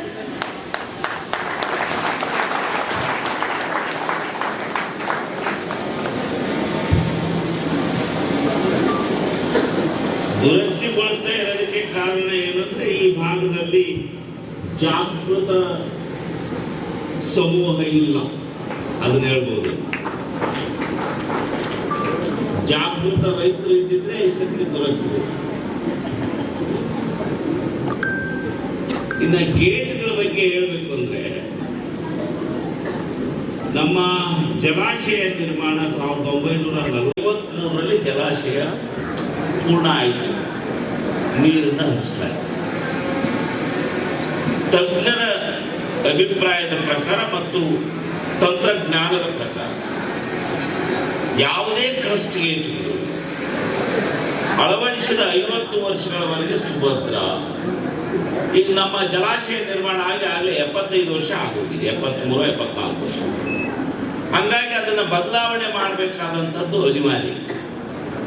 ಹಂಗಾಗಿ ಬರೀ ಎಷ್ಟು 11 ಗೇಟ್ ಹೇಳಿದ್ದೀನಿ, 7 ಗೇಟ್ ಹೇಳಿ, 7 ಅಷ್ಟೇ ಅಲ್ಲ, 33 ಗೇಟು ಶಿಥಿಲವಾಗಿದೆ.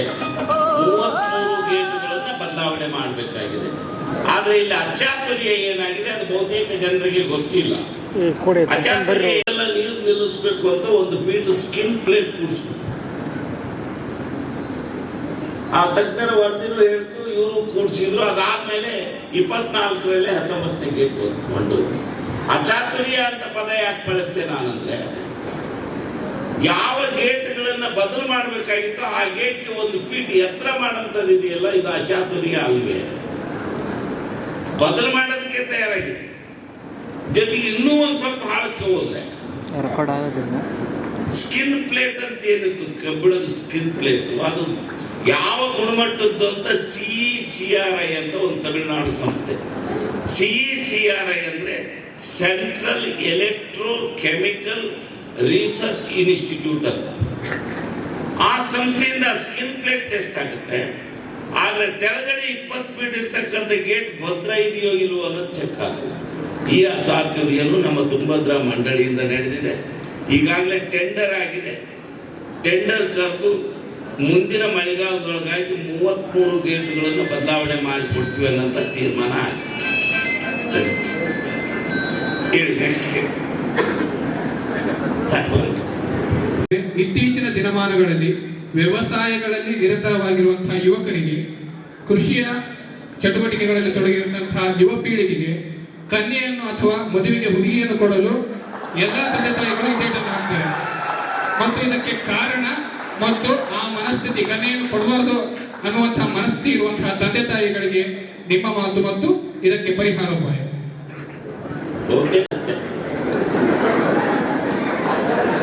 ಯಾಕೆ ಹೇಳ್ತಾ ಇದ್ದೀನಿ ಅಂದ್ರೆ, ಬರೀ ನಿಮ್ಮ ನೌಕರಿ ಅಷ್ಟೇ ಕೇಳಂಗಿಲ್ಲ. ಈಗ ಮತ್ತೇನೇನು ಐತಿ ನಿಮಗೆ ಅಂತಾರೆ, ಮನೆ ಐತೋ ಹೊಲ ಐತೋ ಅಂದ್ರೆ ನೌಕರಿ.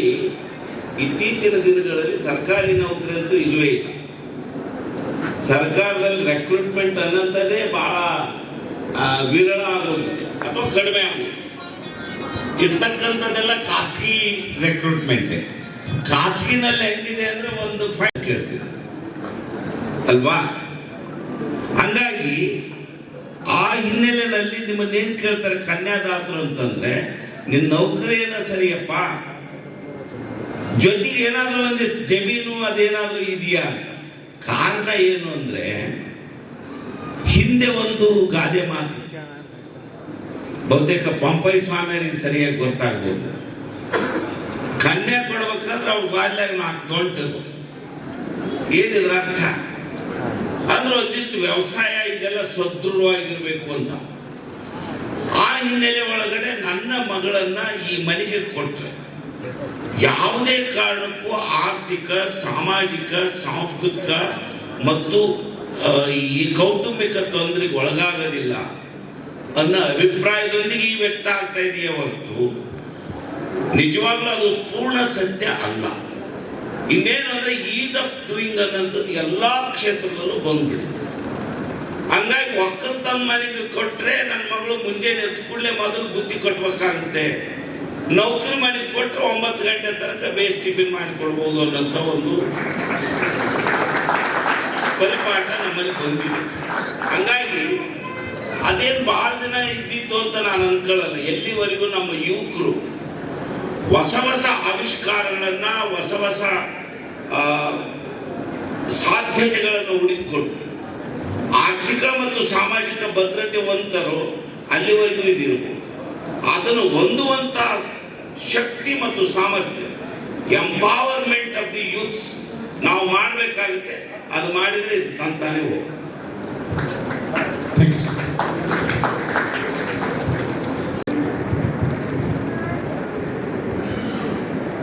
ಸರ್ ನಮಸ್ತೆ, ನನ್ನ ಹೆಸರು ಶಾಂತಮ್ಮ. ನಾನು BA 5th ಸೆಮ್ಮಲ್ಲಿ ವಿದ್ಯಾಭ್ಯಾಸ ಮಾಡ್ತಿದ್ದೇನೆ.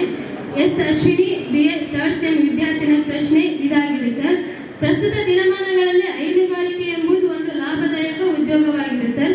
ಹಸುವಿನ ಕೃತಕ ಗರ್ಭಧಾರಣೆಯಿಂದ ಧರಿಸುವ ಹಸು ಮನುಷ್ಯನಿಗೆ ಪೂರಕವೋ ಅಥವಾ ಮಾರಕವೋ?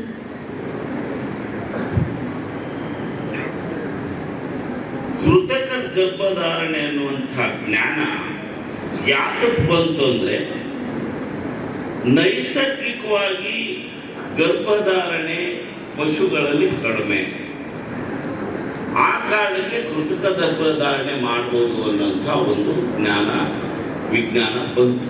ಆದರೆ ಇದು ಮಾರಕ ಪೂರಕ ಅನ್ನೋದಕ್ಕೆ ಯಾವುದೇ ಸ್ಥಾಪಿತ ವಿಜ್ಞಾನವಿಲ್ಲ.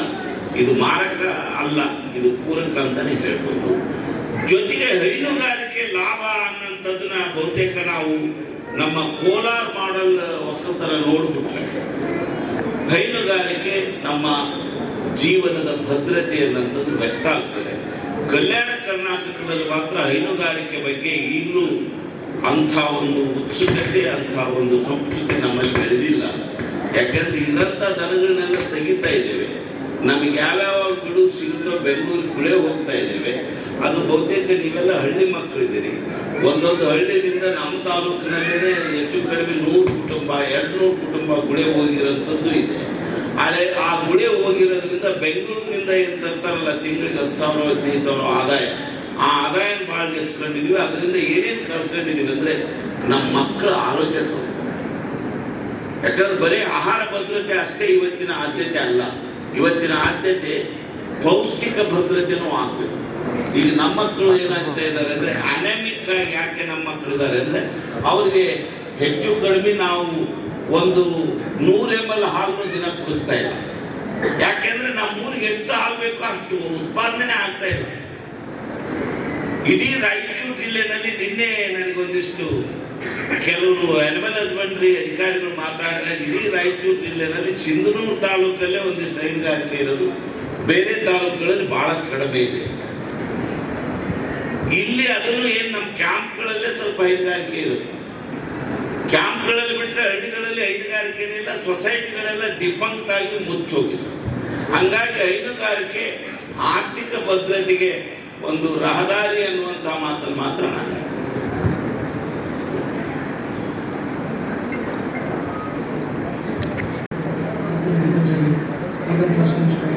ನಮ್ಮ ತರಗತಿಯಿಂದ ಅಶ್ವಿನಿ ಒಂದು ಕ್ವಶನ್ ಕೇಳಿದ್ದಾರೆ ಸರ್. ರೈತನು ತಾನು ಬೆಳೆದ ಬೆಳೆಗೆ ಬೆಲೆಯನ್ನು ನಿರ್ಧರಿಸುವ ಕಾಲ ಬರಬಹುದು ಅಥವಾ ಇಲ್ಲ ಸರ್? ಖಂಡಿತ ಬರ್ತದೆ, ಖಂಡಿತ ಬರುತ್ತೆ. ಯಾಕೆಂತಂದ್ರೆ ಇತ್ತೀಚಿನ ದಿನಗಳಲ್ಲಿ ಇಡೀ ಜಾಗತಿಕ ಜನಸಂಖ್ಯೆ 850 ಕೋಟಿ. ಬಹಳಷ್ಟು ದೇಶಗಳಲ್ಲಿ mall nutrition, mall availability of food ಇದರಿಂದ ಬಳಲ್ತಾ ಇದೆ. ಹಂಗಾಗಿ ಆಸ್ಪಿರೇಷನಲ್ ಡಿಸ್ಟ್ರಿಕ್ಟ್, ಆಸ್ಪಿರೇಷನಲ್ ತಾಲೂಕು ಅನ್ನೋಂಥದ್ದು ನಮ್ಮ ದೇಶದಲ್ಲೂ ತಂದಿದ್ದೀವಿ ನಾವು. ಆ ಕಾರಣಕ್ಕೆ ನಾವು ಯಾವ್ಯಾವ ರೀತಿ ಒಕ್ಕಲ್ತನ ಅನುಸರಿಸ್ಕೊಳ್ತೀವಿ ಅನ್ನೋದ್ರ ಮೇಲೆ ಈ ಕ್ರಮ ಸಾಧ್ಯ ಇದೆ. ಇಷ್ಟು ದಿನ ಏನಾಗಿತ್ತು ಅಂದರೆ, ನಮ್ಮ ಬಹುತೇಕ ಕುಟುಂಬಗಳಲ್ಲಿ, ನಮ್ಮ ಕುಟುಂಬವೂ ಒಳಗೊಂಡು ಯಾರು ಅಕ್ಷರ ಜ್ಞಾನಿ ಅಲ್ವೋ ಅವನ್ನ ಒಕ್ಕಲ್ತನ ಕಲಿಸ್ತಿದ್ವಿ. ನಾನು ಜ್ಞಾನಿ ಪದ ಬಳಸ್ತಾ ಇಲ್ಲ, ಅಕ್ಷರ ಜ್ಞಾನಿ ಪದ ಬಳಸ್ತಾ ಇಲ್ಲ. ಆದರೆ ಇವತ್ತಿನ ದಿನಮಾನದಲ್ಲಿ ಅಕ್ಷರ ಜ್ಞಾನಿಯೂ ಬೇಕು, ಜ್ಞಾನಿಯೂ ಬೇಕು ಒಕ್ಕಲ್ತನಕ್ಕೆ. ಯಾಕಂದ್ರೆ ದೇಶಕ್ಕೆ ಏನು ಬೇಕಾಗಿದೆ ಅದನ್ನು ಬೆಳಿಬೇಕೇ ಹೊರತು ಏನು ಬೇಕಾಗಿಲ್ವೋ ಅದನ್ನು ಬೆಳೆದ್ರೆ ಅದು ಯಾರು ಕೊಳ್ಳೋರಿಲ್ಲ. ಉದಾಹರಣೆಗೆ ಇತ್ತೀಚೆಗೆ ರಷ್ಯಾ ಯುಕ್ರೇನ್ ಯುದ್ಧ 2 ವರ್ಷದಿಂದಲೂ ಹಂಗೆ ನಡೀತಾನೆ. ನಮ್ಮ ದೇಶದಲ್ಲಿ ನಮ್ಮ ದೇಶಕ್ಕೆ ಬೇಕಾಗುವಂತ ತಿನ್ನುವ ಎಣ್ಣೆ ನಾವು ಬೆಳೆಯಲ್ಲ. ಇಡೀ ದೇಶದಲ್ಲಿ ಸೂರ್ಯಕಾಂತಿ ಬೀಜ ಬೆಳೆದಿರುವಂಥದ್ದು ಕರ್ನಾಟಕ ಮೊದಲು. ದೇಶದ ಉತ್ಪಾದನೆ 75ರಷ್ಟು ಉತ್ಪಾದನೆ ಸೂರ್ಯಕಾಂತಿ ಉತ್ಪಾದನೆ ನಮ್ಮ ರಾಜ್ಯದಿಂದಲೇ ಬರ್ತದೆ. ಇನ್ನು ದೇಶಕ್ಕೆ ಬೇಕಾಗುವ ಒಟ್ಟು ಎಣ್ಣೆಯ 80% ನಾವು ಉಕ್ರೇನ್ನಿಂದ ತರಿಸ್ಕೊಳ್ತೀವಿ ಸೂರ್ಯಕಾಂತಿ ಎಣ್ಣೆ. ಹಾಗಾಗಿ ನಾವು ದೇಶಕ್ಕೆ ಏನು ಬೇಕು ಅಂಥದ್ದನ್ನು ಬೆಳಿಬೇಕು. ನಮಗೆ ಎಷ್ಟು ಡಿಮ್ಯಾಂಡ್ ಇದೆ ಆ ರೀತಿ ಬೆಳೆದಾಗ ಮಾತ್ರ ಇದು ಮಾರುವವನ ಮಾರುಕಟ್ಟೆ ಆಗ್ತದೆ, ನಿರ್ಧಾರಿತ ಧಾರಣೆ ನೀತಿ ಮಾಡೋದಕ್ಕೆ ಸಾಧ್ಯ.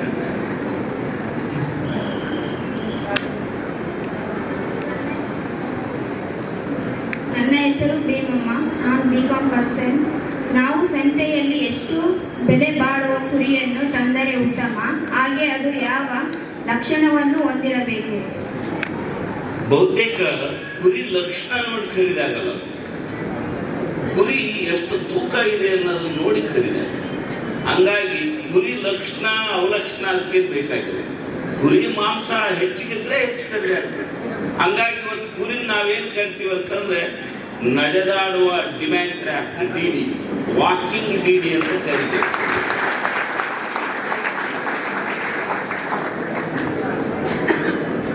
ನಮಸ್ತೆ ಸರ್, ನಾನು BCom ಫಸ್ಟ್ ಸೆಮ್. ನನ್ನ ಹೆಸರು ಸಿಂಧು ಅಂತ.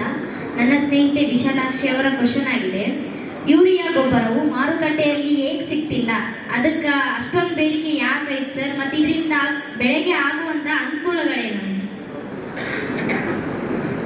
ಯೂರಿಯಾ ಯಾವುದೇ ಬೆಳೆಗೆ ಮೂಲ ಪೋಷಕಾಂಶಗಳು ಅಂತ ನಾವು ತಿಳ್ಕೊಳ್ಳೋದಾದ್ರೆ NPK, N ಅಂದರೆ ನೈಟ್ರೋಜನ್ ಯೂರಿಯಾ, P ಅಂದರೆ ಫಾಸ್ಫರಸ್ ರಂಜಕ, K ಅಂದರೆ ಪೊಟ್ಯಾಶ್. ಈ NPK ಗೊಬ್ಬರಗಳು ಅತ್ಯವಶ್ಯಕ. ಇದರಲ್ಲಿ ಮೂಲ ಗೊಬ್ಬರವಾಗಿ P ಮತ್ತು K ಬಳಸ್ತೇವೆ, ಮೇಲ್ ಗೊಬ್ಬರವಾಗಿ ನಾವು N ಬಳಸ್ತೇವೆ, ನೈಟ್ರೋಜನ್ ಬಳಸ್ತೇವೆ. ಅದರ ಗುಣ ವಿಶೇಷ ಏನಂತಂದರೆ ಯೂರಿಯಾ ಹಾಕಿದ ತಕ್ಷಣಕ್ಕೆ 2-3 ದಿನಗಳಲ್ಲಿ ಅದು ರಿಸಲ್ಟ್ ಕೊಟ್ಟು ಹಸಿರು ಹೆಚ್ಚಾಗುತ್ತೆ. ಹಸಿರು ಹೆಚ್ಚಾಗೋದ್ರಿಂದ ಫೋಟೋಸಿಂಥೆಸಿಸ್ ಅಂತ ಏನು ಕರಿತೇವೆ, ಆ ಫೋಟೋಸಿಂಥೆಸಿಸ್ ಕ್ರಿಯೇಟ್ ಬೇಗ ಆಗುತ್ತೆ. ಬೆಳೆ ಭಾಳ ಚೆನ್ನಾಗಿ ಕಾಣುತ್ತೆ, ಲಕ್ಸುರಿಯಂಟಾಗಿ ಬೆಳೆದಿದೆ ಅಂತ ಕಾಣುತ್ತೆ. ಅದಕ್ಕೆ ಯೂರಿಯಾ ಬಳಸ್ತೀವಿ. ಇತ್ತೀಚೆಗೆ ಯೂರಿಯಾ ಗೊಬ್ಬರ ಯಾಕೆ ಕೊರತೆ ಆಗಿದೆ ಅಂದರೆ ನಮ್ಮ ರಾಷ್ಟ್ರ ಸರ್ಕಾರ ಅದನ್ನು ಇಂಪೋರ್ಟ್ ಮಾಡ್ಕೊಳ್ಳೋದನ್ನು ಕಡಿಮೆ ಮಾಡಿದೆ. 2-3 ಕಾರಣಕ್ಕೆ. ಒಂದು ಕಡೆ ರಷ್ಯಾ ಯುಕ್ರೇನ್ ಯುದ್ಧ, ಇನ್ನೊಂದು ಕಡೆ ಇರಾನ್ ಇರಾಕ್ ಯುದ್ಧ. ಈ ಎಲ್ಲ ಕಾರಣಕ್ಕೆ ಯೂರಿಯಾ ತಯಾರಾಗಂಥದ್ದು, ಯೂರಿಯಾದ ಮೂಲ ವಸ್ತು ಅಂದರೆ ನ್ಯಾಫ್ತಾ, ಪೆಟ್ರೋಲಿಯಂ ಪ್ರಾಡಕ್ಟ್. ಆ ನ್ಯಾಫ್ತಾದಿಂದಲೇ ಯೂರಿಯಾ ತಯಾರಾಗುತ್ತದೆ. ಹಂಗಾಗಿ ಯೂರಿಯಾ ಗೊಬ್ಬರದ ಕೊರತೆ ಕಾಣಿಸಿದೆ. ಆದರೆ ಅದಕ್ಕೆ ಪರ್ಯಾಯವಾಗಿ ನಮ್ಮ ಭೂಮಿಯಲ್ಲಿಯೇ ಯೂರಿಯಾ ಇರೋ ರೀತಿ ನೋಡಬೇಕಾದಂಥ ಅವಶ್ಯಕತೆ. ನಮ್ಮಲ್ಲಿ ನಾವು ಲೆಗ್ಯುಮಿನಸ್ ಅಂದರೆ ಬೇಳೆ ಕಾಳುಗಳನ್ನು ಹೆಚ್ಚು ಬಿತ್ತೋದ್ರಿಂದ, ಉದಾಹರಣೆ ಈಗ ನಮ್ಮಲ್ಲೆಲ್ಲ ಭತ್ತದ ಗದ್ದೆನಲ್ಲಿ ನಾವು ಬೇಸಿಗೆಯಲ್ಲಿ ದೇಂಚ, ಸೆಣಬು, ಪಿಳುಕಸರೆ ಅಥವಾ ಹೆಸರು ಇಂಥದನ್ನು ಹಾಕೋದ್ರಿಂದ ಆ ಬೇರುಗಳಲ್ಲಿ ಯೂರಿಯಾ ಫಿಕ್ಸೇಷನ್ ಇರುತ್ತೆ. ಆ ಯೂರಿಯಾ ಫಿಕ್ಸೇಷನ್ ಭೂಮಿನಲ್ಲಿ ಹೆಚ್ಚಾಗುತ್ತೆ. ಆವಾಗ ನಾವು ಯೂರಿಯಾ ಗೊಬ್ಬರದ ಕಡಿಮೆ ಮಾಡ್ಬೋದು. ಕೇಂದ್ರ ಸರ್ಕಾರದ ಕ್ರಮದಿಂದಾಗಿ ಯೂರಿಯಾ 70% ಸರಬರಾಜು ಆಗ್ತಾ ಇದೆ, 30%ನಷ್ಟು ಇದೆ. ಆದರೆ ಇಲ್ಲಿ ಕೊರತೆ ಅಂದ ಕೂಡಲೇ ವ್ಯಾಪಾರಿಗಳ ಒಂದು ಒಳನೋಟ ಅಥವಾ ಒಳ ಆಟ ಹೆಚ್ಚಾಗಿದೆ, ಕೃತಕ ಅಭಾವನೂ ಸೃಷ್ಟಿ ಆಗ್ತಾ ಇದೆ ಅನ್ನೋ ಮಾತನ್ನು ನಾನು. ನಮಸ್ತೆ ಸರ್, ನನ್ನ ಹೆಸರು Nabi Sab, BA 3rd sem ಓದ್ತಿದ್ದೇನೆ. ನನ್ನ ಗೆಳೆಯನಾದ ಮಂಜುನಾಥ್ ಅವರು ಈ ಪ್ರಶ್ನೆ ಕೇಳಲಿದ್ದಾರೆ, ನಿಮ್ಮ ಹಾಗೆ ಎಲ್ಲ ರೈತರು ಮೇರು ಜೀವಿಗಳಾಗಲು ಸಾಧ್ಯವಿದೆಯಾ? ಹಾಗಾದರೆ ಅವರು ಏನೇನು ಕ್ರಮಗಳನ್ನು ಅನುಸರಿಸಬೇಕು? ನನ್ನ ಮೇರುಜೀವಿ ಅಂತ ಯಾಕೆ ಕರೆದಿದ್ದೀರಿ ನನಗಂತೂ ಗೊತ್ತಿಲ್ಲ. ನಾನೊಬ್ಬ ಸಾಮಾನ್ಯ ರೈತ. ಗರಿಷ್ಠ ಕನಿಷ್ಠ ಅನ್ನೋಂಥ ಕಲ್ಪನೆ ನಮಗೆ ಬಿಟ್ಟು. ಹಾಗಾಗಿ ಇಲ್ಲಿ 12ನೇ ಶತಮಾನದ ಶರಣರ ವಚನಗಳು ಬಹಳ ಪ್ರಸ್ತುತ ಅನ್ನಿಸ್ತದೆ. ತನ್ನನ್ನು ತಾನು ಅರಿಬೇಕು, ಅರಿವೇ ಗುರುವಾಗಬೇಕು. ಮತ್ತೆ ನೂರ್ವಿ ಚಂದ ಎನ್ನುವ ವಚನವನ್ನು ನೆನಪು ಮಾಡಿಕೊಂಡು ಕಾಯಕ ತತ್ವ ಮಾಡಿ. ಏನದು ನೂರ್ವಿ ಚಂದ ಎನ್ನುವ ವಚನ? ಗಂಧಿಸಿ ನಿಂದಿಸಿ ನೋಯಿಸಿ ಕುಂದಿಸಿ ಕಂಡವರಿಂದ ಬೇಡಿ ತಿಂದಿದ್ದು ನೈವೇದ್ಯಕ್ಕೆ ಸಲ್ಲದಯ್ಯ, ಕಾರಿಯ ಸೊಪ್ಪಾದರೂ ಕಾಯಕದಿಂದ ಬಂದಿದ್ದು ಲಿಂಗಕ್ಕೆ ಅರ್ಪಿತವಯ್ಯ. ಏನಿದ್ರ ಅರ್ಥ ಅಂದ್ರೆ ಕಾಯಕ ಮತ್ತು ದಾಸೋಹ ಎರಡು ಜೊತೆಗೆ ನಡಿಬೇಕು. ಅದಕ್ಕೇನೆ ಬಸವಣ್ಣ ಏನು ಹೇಳ್ತಾರೆ ಅಂದ್ರೆ, ಕೃಷಿ ಕೃತ್ಯ ಕಾಯಕವ ಮಾಡುವ ಸದ್ಭಕ್ತನ ಪಾದವ ತೋರಯ್ಯ ಎನಗೆ. ಅದೆಂತೆಂದೊಡೆ ಆತನ ತನು ಶುದ್ಧ, ಆತನ ಮನಶುದ್ಧ. ಇಂತಪ್ಪ ಸದ್ಭಕ್ತನ ಮನೆಯಲ್ಲಿ ಲಿಂಗ ಪೂಜೆ ಗೈದ ಜಂಗಮವೇ ಪಾವನ ಅನ್ನುವಂಥ ಮಾತಾಡ್ತಾರೆ. ಅದಕ್ಕೆ ಬಹುತೇಕ ಪ್ರಥಮೋ ಕೇತಿ, ಮಧ್ಯಮೋ ವ್ಯಾಪಾರಿ, ಕನಿಷ್ಠೋ ಚಾಕರಿ ಅನ್ನುವಂಥ ಗಾದೆ ಇತ್ತು. ಇವತ್ತೇನಾಗಿದೆ, ಪ್ರಥಮೋ ಚಾಕರಿ, ಮಧ್ಯಮೋ ವ್ಯಾಪಾರಿ, ಕನಿಷ್ಠೋ ಕೇತಿ ಅನ್ನೋ ಮಟ್ಟಕ್ಕೆ. ಅದಕ್ಕೆ ಮೇರು ವ್ಯಕ್ತಿ ಆಗ್ಬೇಕಂದ್ರೆ ಇಷ್ಟು ಸಾಕು ಅಂತ ಕಾಣ.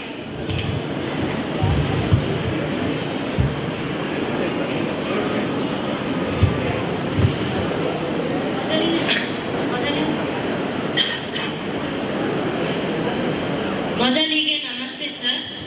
ನನ್ನ ಹೆಸರು ಪೂಜಾ. ನಾನು BA 3rd SEM ಅಲ್ಲಿ ಓದುತ್ತಿದ್ದೇನೆ.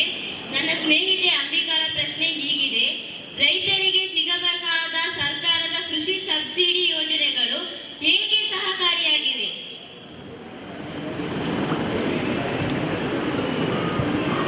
ಖಂಡಿತ ಸ್ವಲ್ಪ ಮಟ್ಟಿಗೆ ಸಹಕಾರಿಯಾಗಿವೆ. ಬೀಜ ಸಬ್ಸಿಡಿ ಇದೆ, ಗೊಬ್ಬರದ ಸಬ್ಸಿಡಿ ಇದೆ, ಸ್ಪ್ರಿಂಕ್ಲರ್ ಸಬ್ಸಿಡಿ ಇದೆ, ಪಶುಭಾಗ್ಯ ಸಬ್ಸಿಡಿ ಇದೆ, ಮೀನುಗಾರಿಕೆ ಸಬ್ಸಿಡಿ ಇದೆ, ತೋಟಗಾರಿಕೆ ಸಬ್ಸಿಡಿ ಇದೆ. ನಮ್ಮ NREGನಲ್ಲಿ ಹೆಚ್ಚು ಕಡಿಮೆ ತೋಟಗಾರಿಕೆಗೆ 40% ಸಬ್ಸಿಡಿ ಕೊಡ್ತೇವೆ. ಇದೆಲ್ಲದರಿಂದ ಸ್ವಲ್ಪ ರೈತರಿಗೆ ಅನುಕೂಲ ಆಗಿದೆ. ಆದರೆ ನಾವು ಇವತ್ತು ಚಿಂತೆ ಮಾಡಬೇಕಾಗಿದ್ದು, ಭವಿಷ್ಯ ಭಾರತದಲ್ಲಿ protective agriculture or empowered agriculture, ಸಶಕ್ತೀಕರಣ ಕೃಷಿ ಬೇಕೋ ಏನು ರಕ್ಷಣಾತ್ಮಕ ಕೃಷಿ ಬೇಕು ಅನ್ನೋದು ಕಡೆ. ಸಶಕ್ತೀಕರಣ ಕೃಷಿ ಅಂದರೆ ತನ್ನ ಬೆಲೆಯನ್ನು ತಾನು ನಿರ್ಧರಿಸುವಂತಹ ಶಕ್ತಿ ರೈತನಿಗೆ ಬರಬೇಕು. ಎಲ್ಲ ಖರ್ಚು ವೆಚ್ಚ ಹೋಗಿ ಅವನಿಗೆ ಆದಾಯ ಮಿಗಿಲುವಂತಹ ವ್ಯವಸ್ಥೆ ಆಗಬೇಕು. ಇದು ಸಶಕ್ತೀಕರಣ ಕೃಷಿ. ಭಾರತದ ದಾಪುಗಾಲ ಅದ್ರ ಕಡೆ ಹೋಗ್ಬೇಕೆ ಹೊರತು ಇದ್ರ ಕಡೆ ಅಲ್ಲ ಅನ್ನೋಂಥ ಮಾತನ್ನ ಹೇಳಿ.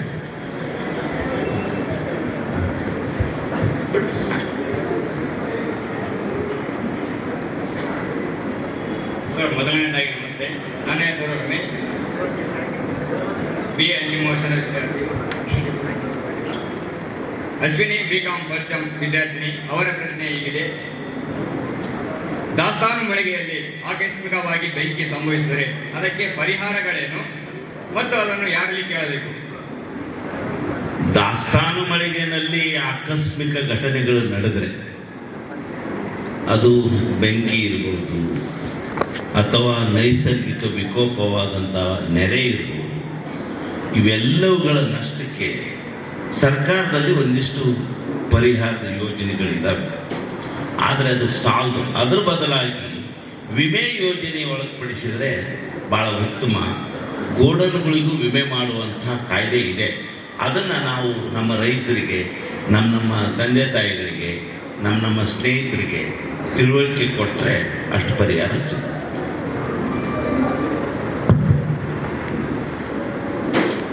ಧನ್ಯವಾದಗಳು ಸರ್. ಸರ್ ನಮಸ್ತೆ ಸರ್. ನನ್ನ ಹೆಸರು ನಾಗೇಂದ್ರ, BCom 3rd SEM ಅಲ್ಲಿ ಓದ್ತಿದ್ದೇನೆ. ನಮ್ಮ ತರಗತಿಯಿಂದ ಅಕ್ಷತೆ ಎಂಬುವರು ನಿಮಗೆ ಪ್ರಶ್ನೆ ಕೇಳಿರುತ್ತಾರೆ: ಹೂ ಬೆಳೆಗಾರಿಕೆಗೆ ಈ ಭಾಗದ ಮಣ್ಣು ಸೂಕ್ತವೇ? ಖಂಡಿತ ಸೂಕ್ತವಾಗಿದೆ. ಹೂ ಬೆಳೆಯಿಂದ ಸಾಕಷ್ಟು ಲಾಭದಾಯಕವಾಗಿಯೂ ಮಾಡಿಕೊಳ್ಬೋದು. ಈಗಾಗಲೇ ನಮ್ಮ ಯಲಬುರ್ಗ, ಕುಷ್ಟಗಿ ಈ ತಾಲೂಕುಗಳಲ್ಲಿ ಎಲ್ಲೆಲ್ಲಿ ನಮಗೆ ಆ ಕೊಳವೆ ಬಾವಿ ನೀರಾವರಿ ಇದೆ ಅಲ್ಲೆಲ್ಲ ಮಾಡ್ತಾ ಇದ್ದಾರೆ. ಅದರ ಜೊತೆಗೆ ನಮ್ಮ ಭಾಗಕ್ಕೆ ಯಾವ ತಳಿ ಸೂಕ್ತ, ಉದಾಹರಣೆ ಚೆಂಡು ಇದೆ, ಮಲ್ಲಿಗೆ ಇದೆ, ಕಾಕಡ ಇದೆ, ಇಂಥ ಎಲ್ಲ ಹೂ ಬೆಳೆಯನ್ನು ಬೆಳಿಬೇಕು. ಅದರಿಂದ ಆರ್ಥಿಕದಾಯಕತೆಯೂ ಬಂದು. ಧನ್ಯವಾದಗಳು ಸರ್. ನಮಸ್ತೆ ಸರ್, ನನ್ನ ಹೆಸರು ವಿಜಯಲಕ್ಷ್ಮಿ, BCom 3rd SEM ಅಲ್ಲಿ ಸ್ಟಡಿ ಮಾಡ್ತಿದ್ದೀನಿ. ನನ್ನ ಗೆಳತಿ ಲಕ್ಷ್ಮಿ ಅವರು ಈ ಪ್ರಶ್ನೆ ಕೇಳಿರ್ತಾರೆ. ಪ್ರಶ್ನೆ ಏನಂತಂದರೆ, ಕೇಳೋದಾದರೆ, ಕೃತಕ ಬುದ್ಧಿಮತ್ತೆಯನ್ನು ಕೃಷಿ ಚಟುವಟಿಕೆಯಲ್ಲಿ ಬಳಸುವುದರ ಕುರಿತು ತಿಳಿಸಿ. ಇತ್ತೀಚಿನ ಹೊಸ ತಂತ್ರಜ್ಞಾನ ಅಂದರೆ artificial intelligence and machine learning. ನಮ್ಮಲ್ಲಿ ಎರಡು ವಿಧವಾದಂಥ ಜ್ಞಾನ ಬೇಕಾಗುತ್ತೆ ಕೃಷಿಗೆ. ಒಂದು ಬಿತ್ತನೆ ಪೂರ್ವ, ಬಿತ್ತನೆ ನಂತರ, ಕಟಾವು ನಂತರದ ಜ್ಞಾನ. ಬಿತ್ತನೆ ಪೂರ್ವ ಈಗಾಗಲೇ ನಾವೇನು ಮಾಡಿದ್ದೀವಿ ಅಂದರೆ, ಇಡೀ ದೇಶದಲ್ಲಿ 15 ಕೃಷಿ ವಲಯಗಳನ್ನು ಮಾಡಿದ್ದೇವೆ. ನಮ್ಮ ರಾಜ್ಯದಲ್ಲಿ 10 ಕೃಷಿ ವಲಯಗಳನ್ನು ಮಾಡಿದ್ದೇವೆ. ಕೃಷಿ ವಲಯ ಅಂದರೆ ಏನು ಅಂದರೆ, ಅಲ್ಲಿ ಇರ್ತಕ್ಕಂಥ ಮಣ್ಣು, ಅಲ್ಲಿ ಬೀಳ್ತಕ್ಕಂಥ ಮಳೆ, ಅಲ್ಲಿ ಬರ್ತಕ್ಕಂಥ ಗಾಳಿ ಯಾವುದಕ್ಕೆ ಸೂಕ್ತ ಅನ್ನೋ ಕಾರಣಕ್ಕೇ ಕೃಷಿ ವಲಯ ಮಾಡಿದ್ದೀವಿ. ಆಯಾ ವಲಯಕ್ಕೆ ನಮ್ಮ ಕೃಷಿ ವಿಶ್ವವಿದ್ಯಾನಿಲಯಗಳು ಈ ಬೆಳೆಗಳನ್ನು ಶಿಫಾರಸು ಮಾಡಿದೆ. ಇದನ್ನು ನಾವು ಕೃತಕ ಬುದ್ಧಿಮತ್ತೆಗೆ ಅಳವಡಿಸಿದರೆ ನಾವು ಯಾವ ರೀತಿ ಇವತ್ತು ಆಂಡ್ರಾಯ್ಡ್ ಫೋನಲ್ಲಿ ಇಡೀ ಜಗತ್ತನ್ನೇ ನೋಡ್ತೀವೋ ಇದನ್ನು ನೋಡ್ಬೋದು. ಇದು ಕೃತಕ ಬುದ್ಧಿಮತ್ತೆಯಿಂದ ಆಗುವಂಥ ಒಂದು ಲಾಭ. ಅಂದರೆ ಬಿತ್ತನೆ ಪೂರ್ವಕ್ಕೆ ಬೇಕಾಗುವಂಥ ಲಾಭ. ಬಿತ್ತನೆ ನಂತರ ಯಾವ ರೋಗ ಬಂತು, ಯಾವ ಔಷಧಿ ಸಿಂಪಡಣೆ ಮಾಡಬೇಕು, ನಮ್ಮ ಭೂಮಿನಲ್ಲಿ ಯಾವ ಪೋಷಕಾಂಶ ಕೊರತೆ ಇದೆ, ರಂಜಕ ಇದೆಯೋ, ನೈಟ್ರೋಜನ್ ಇದೆಯೋ, ಪೊಟ್ಯಾಷ್ ಇದೆಯೋ, ಅಥವಾ ಇತ್ತೀಚೆಗೆ ಲಘು ಪೋಷಕಾಂಶಗಳಾದಂಥ ಬೋರಾನ್, ಸಲ್ಫರ್, ಮ್ಯಾಗ್ನೇಷಿಯಂ, ಕ್ಯಾಲ್ಸಿಯಂ, ಈ ಥರದ ಲಘು ಪೋಷಕಾಂಶಗಳ ಕೊರತೆ ಇದೆಯೋ, ಇದನ್ನೆಲ್ಲ ತಿಳ್ಕೊಳ್ಳೋದಕ್ಕೆ ಬಿತ್ತನೆ ನಂತರ ಕೃತಕ ಬುದ್ಧಿಮತ್ತೆಯಿಂದ ಸಾಧ್ಯ. ಕಟಾವು ನಂತರ ನಾವು ಅದನ್ನು ಯಾವ ರೀತಿ ಸಂಗ್ರಹಣೆ ಮಾಡಬೇಕು, ಎಲ್ಲಿ ಸಂಗ್ರಹಣೆ ಮಾಡಬೇಕು ಅನ್ನೋಂಥದ್ದು, ಇದೆಲ್ಲ ಆದಮೇಲೆ ಮತ್ತೊಂದು ಕೃತಕ ಬುದ್ಧಿಮತ್ತೆ ಇವತ್ತು ನಮಗೆ ಅತ್ಯವಶ್ಯಕವಾಗಿ ಬೇಕಾಗಿದೆ. ಅಂದರೆ ಈಗ ಯಾವ ರೀತಿ ನಮ್ಮ ಮೆಟ್ರಾಲಜಿ ಈಗಾಗಲೇ ಇವತ್ತಿಷ್ಟು ಮಳೆ ಬರುತ್ತೆ, ನಾಳೆ ಇಷ್ಟು ಮಳೆ ಬರುತ್ತೆ, ಇವತ್ತು ಮಳೆನೇ ಬರಲ್ಲ ಅನ್ನುವಂಥ ಒಂದು ಮೆಟ್ರಾಲಜಿ ಜ್ಞಾನ ಬಂದಿದೆಯೋ, ಅದೇ ರೀತಿ ಯಾವ ವಸ್ತುವಿಗೆ ಎಷ್ಟು ಮಾರುಕಟ್ಟೆ ಸಿಗುತ್ತೆ, ಎಷ್ಟು ಬೆಲೆ ಸಿಗುತ್ತೆ, ಫೋರ್ಕಾಸ್ಟಿಂಗ್ ಪ್ರೈಸಸ್ ಅಂತಾರೆ. ಅಂದರೆ ಬಿತ್ತನೆ ಮುಂಚೆನೇ ಬೆಲೆಗಳನ್ನು ಹೇಳೋದು. 2025-26ಕ್ಕೆ ಯಾವ ಬೆಳೆ ಬೆಳೆದ್ರೆ ನನಗೆ ಎಷ್ಟು ಸಿಗುತ್ತೆ, ಅದನ್ನು ಎಷ್ಟು ಬೆಳಿಬೋದು, ಅದನ್ನು ಯಾವ್ಯಾವ ರೀತಿಯಲ್ಲಿ ಇರುತ್ತೆ ಅಂದರೆ, ಇವತ್ತು ಗ್ಲೋಬಲೈಸೇಷನ್ನಲ್ಲಿದ್ದೀವಿ ನಾವು. 1990ರ ನಂತರ WTO ವರ್ಲ್ಡ್ ಟ್ರೇಡ್ ಆರ್ಗನೈಸೇಷನ್ನಿಗೆ ನಾವು ಸದಸ್ಯರು. ಹಾಗಾಗಿ ನಾವೇನು ಯೋಚನೆ ಮಾಡಬೇಕಾಗುತ್ತೆ ಅಂದರೆ, ಇಡೀ ಜಗತ್ತೇ ಒಂದು ಅಂತ ತಿಳ್ಕೊಂಡು, ಉದಾಹರಣೆ ಭತ್ತ ಬೆಳೆಯೋದರಲ್ಲಿ ಇಡೀ ಜಗತ್ತಿನಲ್ಲಿ ಚೈನಾ 1, ಭಾರತ 2, 3 ಫಿಲಿಪೈನ್ಸ್, ಹೀಗೆ ಇದು ಎಷ್ಟು ಬೆಳಿಬೋದು.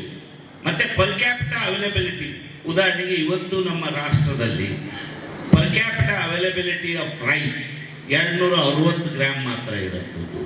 ಆ ರೀತಿ ನಾವು ತಿಳ್ಕೊಂಡಾಗ ಶೇಂಗಾ ಬೆಳಿಬೇಕು, ಭತ್ತ ಬೆಳಿಬೇಕು, ಕಬ್ಬು ಬೆಳಿಬೇಕು, ಹತ್ತಿ ಬೆಳಿಬೇಕು ಅನ್ನೋಂಥದ್ದು ಗೊತ್ತಾಗುತ್ತೆ.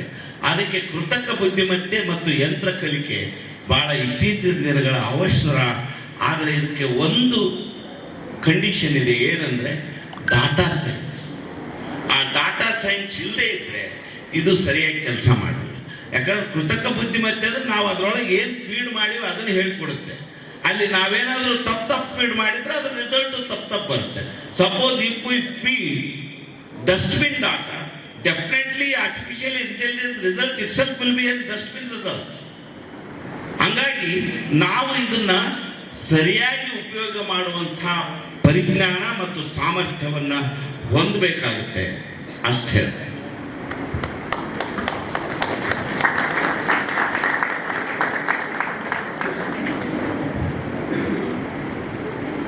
ನಮಸ್ತೆ ಸರ್, ನನ್ನ ಹೆಸರು ಪಾರ್ವತಿ. ನಾನು ಬಿಕಾಮ್ 5th ಸೆಮ್ಮಲ್ಲಿ ಓದಕತ್ತೀನಿ ಸರ್. ನನ್ನ ಕ್ಲಾಸ್ಮೇಟ್ ಆದ ರಮೇಶ್ ಅವರ ವತಿಯಿಂದ ನಾನು ಪ್ರಶ್ನೆ ಕೇಳ್ತಿದ್ದೀನಿ ಸರ್.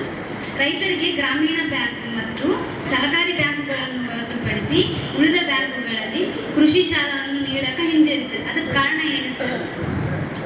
ಅಲ್ಲ, ಇದು ನನಗೇನು ಅನಿಸಿಲ್ಲ. ಯಾಕೆ ಈ ಪ್ರಶ್ನೆ ನಿಮಗೆ ಬಂತ ಗೊತ್ತಿಲ್ಲ ನನಗೆ. ಯಾಕಂದರೆ ಕಮರ್ಷಿಯಲ್ ಬ್ಯಾಂಕ್, ವಾಣಿಜ್ಯ ಬ್ಯಾಂಕುಗಳು ಸಾಲ ಕೊಡ್ತಾ ಇದ್ದಾರೆ, ಸಹಕಾರಿ ಬ್ಯಾಂಕುಗಳು ಸಾಲ ಕೊಡ್ತಾ ಇದ್ದಾರೆ, ಗ್ರಾಮೀಣ ಬ್ಯಾಂಕುಗಳು ಸಾಲ ಕೊಡ್ತಾ ಇದ್ದಾರೆ. ಮತ್ತು ಇತ್ತೀಚೆಗೆ ಖಾಸಗಿ ಬ್ಯಾಂಕ್ಗಳು ಸಹಿತ ಸಾಲ ಕೊಡ್ತಾ ಇದ್ದಾರೆ.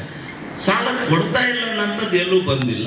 ಏನಂದ್ರೆ ಅಲ್ಲಲ್ಲಿ ಸ್ಥಾನಿಕವಾಗಿ ಕೆಲವು ಮ್ಯಾನೇಜರ್ಗಳು ಒಂದು ಸ್ವಲ್ಪ ಅತಿ ಬುದ್ಧಿವಂತಿಕೆ ಇರ್ತೈತೆ ಅವ್ರಿಗೆ. ರೈತರಿಗೆ ಸಾಲ ಕೊಟ್ಬಿಟ್ರೆ ಒಳ್ಳೆ ಬರ್ತೈತೆ ಇಲ್ಲೋ ಆಗ ಈಗ, ಯಾಕಂದ್ರೆ ಇವರೆಲ್ಲ ಸಾಲ ಮನ್ನಾ ಮಾಡಿಸ್ಕೊಳ್ಳೋಕೆ ಪ್ರಯತ್ನ ಮಾಡ್ತಾರೆ. ಅದೆಲ್ಲ ಸುಳ್ಳು. ಇವತ್ತು ರೈತರ ಸಾಲ ಮನ್ನಾ ಅಂತ ಆಗಿರೋದು even 2% of the total landing. ಸಾಲ ಹೆಚ್ಚು ಮನ್ನಾ ಆಗಿರೋಂಥದ್ದು ಈ ದೇಶದಲ್ಲಿ 5 ಸ್ಟಾರ್ 7 ಸ್ಟಾರ್ ಹೋಟೆಲ್ಗಳ ಸಾಲನೇ ಹೆಚ್ಚು ಮನ್ನಾ ಆಗಿದೆ. ನನ್ನ ಪ್ರಶ್ನೆ ಇದಾಗಿದೆ. ಅದಕ್ಕಿಂತ ಒಳಭಂಗ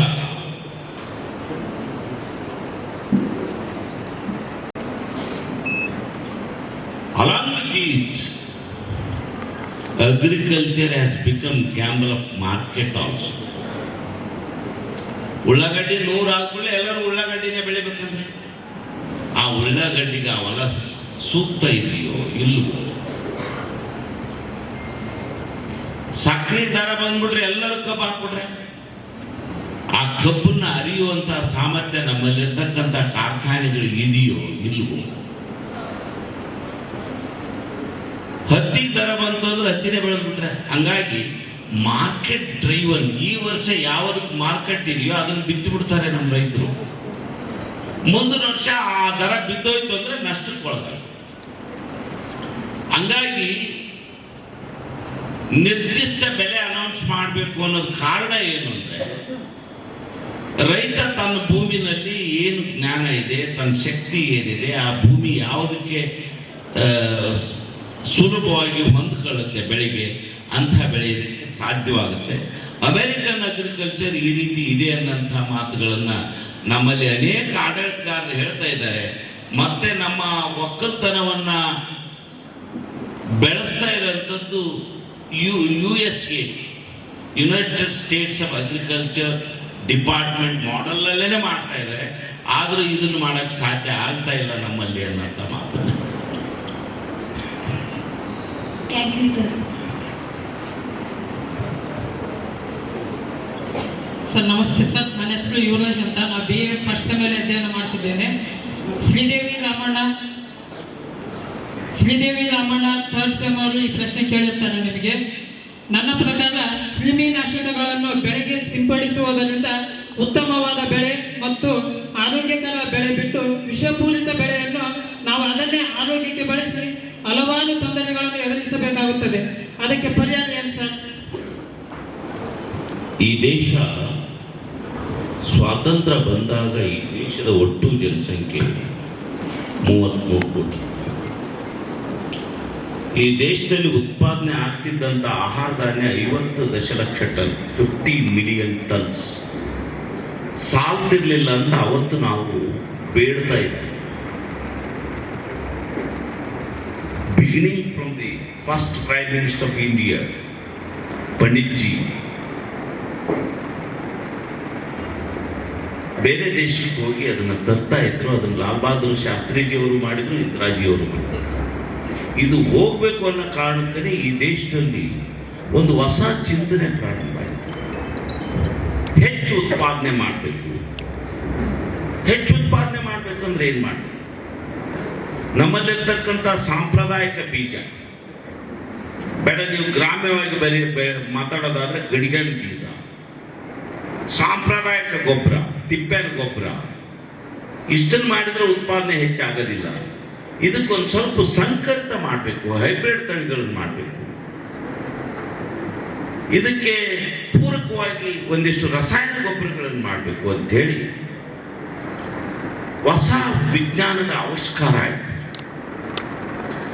ಅದಕ್ಕೆ ನಮ್ಮ ರೈತರು ಇಲ್ಲ, ನಮ್ಮ ಹತ್ರ ಅಷ್ಟೊಂದು ದುಡ್ಡಿಲ್ಲಲ್ಲ ಖರೀದಿ ಮಾಡೋದಕ್ಕೆ ಬೀಜ ಗೊಬ್ಬರ, ಬ್ಯಾಂಕ್ ತೆರೆದು ಸಾಲ ಕೊಡ್ತೇವೆ, ಸೊಸೈಟಿ ತೆರೆದು ಸಾಲ ಕೊಡ್ತೇವೆ ಅಂತ. ಹಂಗಾಗಿ ಇವತ್ತು ನಾವು ಒಕ್ಕಲ್ತನ ಮಾಡುವಂಥದ್ದು ಸುಧಾರಿತ ಅಂದ್ಕೊಂಡು ಹಸಿರು ಕ್ರಾಂತಿ ಮಾಡಿದೆ. ಹಸಿರು ಕ್ರಾಂತಿ ಭಾಗವಾಗಿ ನಾವು ರಾಸಾಯನಿಕ ಗೊಬ್ಬರಗಳನ್ನು ಬಳಸಿದ್ದೀವಿ, ಔಷಧೋಪಚಾರ ಮಾಡಿದ್ದೀವಿ.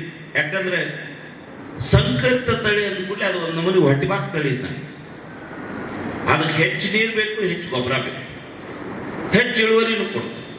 ಯಾವ ಹೊಲದಲ್ಲಿ 3 ಕ್ವಿಂಟಲ್ 4 ಕ್ವಿಂಟಲ್ ಜೋಳ ಬೆಳೀತಿದ್ದಿಲ್ಲೋ ಅಂತ ಹೊಲದಲ್ಲಿ ಇವತ್ತು 25 ಕ್ವಿಂಟಲ್ ಹೈಬ್ರಿಡ್ ಜೋಳ ಬೆಳೀತಾರೆ ಅನ್ನೋದಾದ್ರೆ ಇದು ತಂತ್ರಜ್ಞಾನ ಅಲ್ವೇ?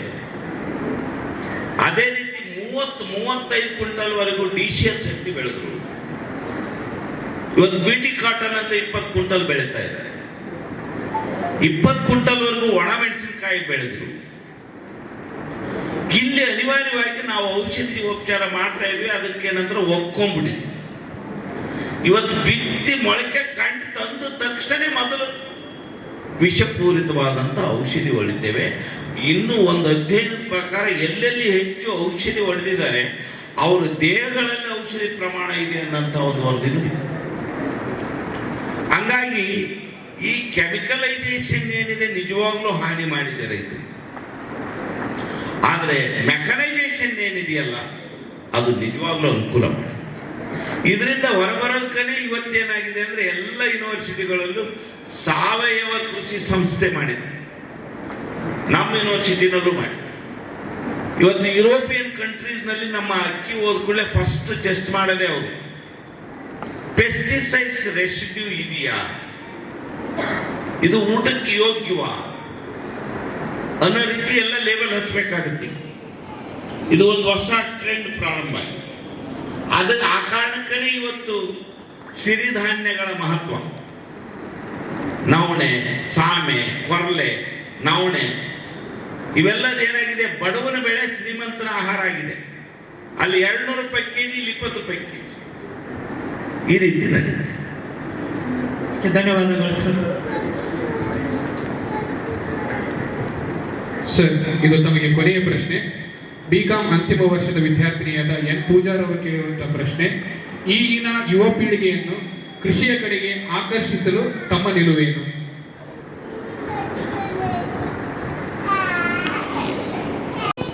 ಹಳ್ಳಿಗಳಲ್ಲಿ ದನ ಸಾಕೋದಕ್ಕೆ ಇವತ್ತು ಅಸಡ್ಡೆ ಆಗ್ತಿದೆಯಲ್ಲ, ಹಳ್ಳಿಗಳಲ್ಲಿ ದನಗಳನ್ನು ಸಾಕೋದಕ್ಕೆ ಒಲ್ಲು. ಆದರೆ ಸಿಂಧನೂರಲ್ಲಿ ದನಗಳ ಈ ಎತ್ತುಗಳನ್ನು ಭಾಳ 2-2 ಲಕ್ಷ 3-3 ಲಕ್ಷ ಸಿರುಗುಪ್ಪದಲ್ಲಿ, ಸಿಂಧನೂರಲ್ಲಿ, ಮಾನ್ವಿನಲ್ಲಿ ಸಾಕ್ತಾ ಇದ್ದಾರಲ್ಲ, ಕಾರಣ ಏನು? ಅದನ್ನೆಲ್ಲ ತಾವು ಅಬ್ಸರ್ವ್ ಮಾಡಬೇಕಾಗುತ್ತೆ. ಉಸುಕಿನ ಬಂಡಿ, ಒಂದು ಬಂಡಿ ತಂದ್ಬಿಟ್ರೆ ಇವತ್ತು ನಾ ಇಷ್ಟು ಗಳಿಸ್ತೀನಿ ಅನ್ನೋದು ಅವನಿಗೆ ನಿಶ್ಚಿತ ಆದಾಯ ಇದೆ, ಹಂಗಾಗಿ ಆ ಎತ್ತುಗಳನ್ನು ಸಾಕ್ತಾನೆ. ಆ ರೀತಿಯಲ್ಲಿ ನಾನು ಕೃಷಿಯಲ್ಲಿ ತೊಡಗಿಕೊಂಡ್ರೆ ನನಗೆ ಇಂತಿಷ್ಟು ಆದಾಯ ಇದೆ ಅಂತಂದರೆ ನಿಶ್ಚಿತವಾಗಲೂ ನಮ್ಮ ಯುವಕ ಅಲ್ಲಿ ಬರ್ತಾರೆ. ಅದಕ್ಕೆ ನಾವು ಮೊಟ್ಟ ಮೊದಲಿಗೆ ನಮ್ಮ ಶಿಕ್ಷಣ ಕ್ಷೇತ್ರವನ್ನು ಬದಲು ಮಾಡೋಣ. ಇವತ್ತು ನಮ್ಮ ಶಿಕ್ಷಣ ಹೇಗಿದೆ, ಬಿಳಿ ಕಾಗದ ಕರ್ರಗೆ ಮಾಡುವಂತಹದ್ದು ಶಿಕ್ಷಣವೇ, ಅಥವಾ ಸ್ವ ಸಾಮರ್ಥ್ಯವನ್ನು ಕೊಡ್ತಕ್ಕಂಥದ್ದು ಶಿಕ್ಷಣವೇ?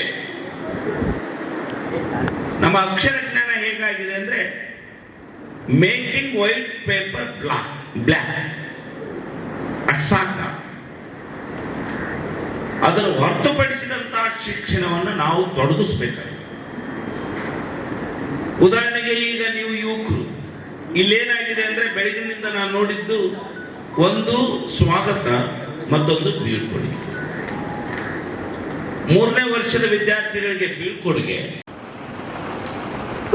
Only if there is an compliment is there, it's enough. ಒಬ್ಬ ಸಾಕ್ಷಿದಾರ ಇದ್ರೆ ಸಾಕು, ಟ್ರ್ಯಾಕ್ಟರ್ ಕೊಟ್ಬಿಡ್ಬೇಕು. ಟ್ರ್ಯಾಕ್ಟರ್ ಪರ್ಚೇಸ್ ನಡೀತಾ ಇರೋದು ಯಾವ ರೀತಿ ಅಂದ್ರೆ hire purchase scheme. Hire purchase scheme ಅಂದ್ರೆ ಯಾರು ಹಣಕಾಸು ಕೊಡ್ತಾರೆ ಮತ್ತು ಯಾರು ಪಡಿತಾರೆ ಇಬ್ರು ಮಾಲೀಕರು, ಅದಕ್ಕೆ ಹೈರ್ ಪರ್ಚೇಸ್ ಸ್ಕೀಮ್ ಅಂತಾರೆ. ಆಗ ಇವತ್ತು ಬೆಂಗಳೂರಿನಲ್ಲಿ ಓಲಾ, ಊಬರ್, ಆ ಯುವಕರನ್ನ ನಾ ಮಾತಾಡ್ಸಿದ್ರೆ ಇಲ್ಲ ಸರ್ ಎಲ್ಲ ಖರ್ಚು ಹೋಗಿ ದಿನಕ್ಕೆ 1,500-2,000 ಮನೆಗೆ ಹೋಗ್ತೀನಿ ಅಂತಾರೆ. ಇಲ್ಲಿ ಒಳ ಉಳುಮೆ ಮಾಡುವಂತ ಟ್ರ್ಯಾಕ್ಟರ್ ಓನರು 1,000 ತಗೊಂಡು ಹೋಗ್ಲಿ ಸಾಕು. ಅದೇ ರೀತಿ ಸ್ಪ್ರೇಯರ್, ಅದೇ ರೀತಿ ಹಾರ್ವೆಸ್ಟರ್, ಅದೇ ರೀತಿ ಥ್ರೆಷರ್. ಈಗಾಗಲೇ ಕೇರಳನಲ್ಲಿ ಒಂದು ಮಾಡೆಲ್ ಇದೆ, ಲೇಬರ್ ಬ್ಯಾಂಕ್ ಅಂತ. ಅದೇ ರೀತಿ ನಾವು ಇಲ್ಲಿ ಮಾಡ್ತೀವಿ. ಅಂತ ಕಾರ್ಯಕ್ರಮಗಳಿಂದ ಯುವಕರನ್ನ ಈ ಕಡೆ ಹೇಳ್ಕೋಬಹುದು. ಜೊತೆಗೆ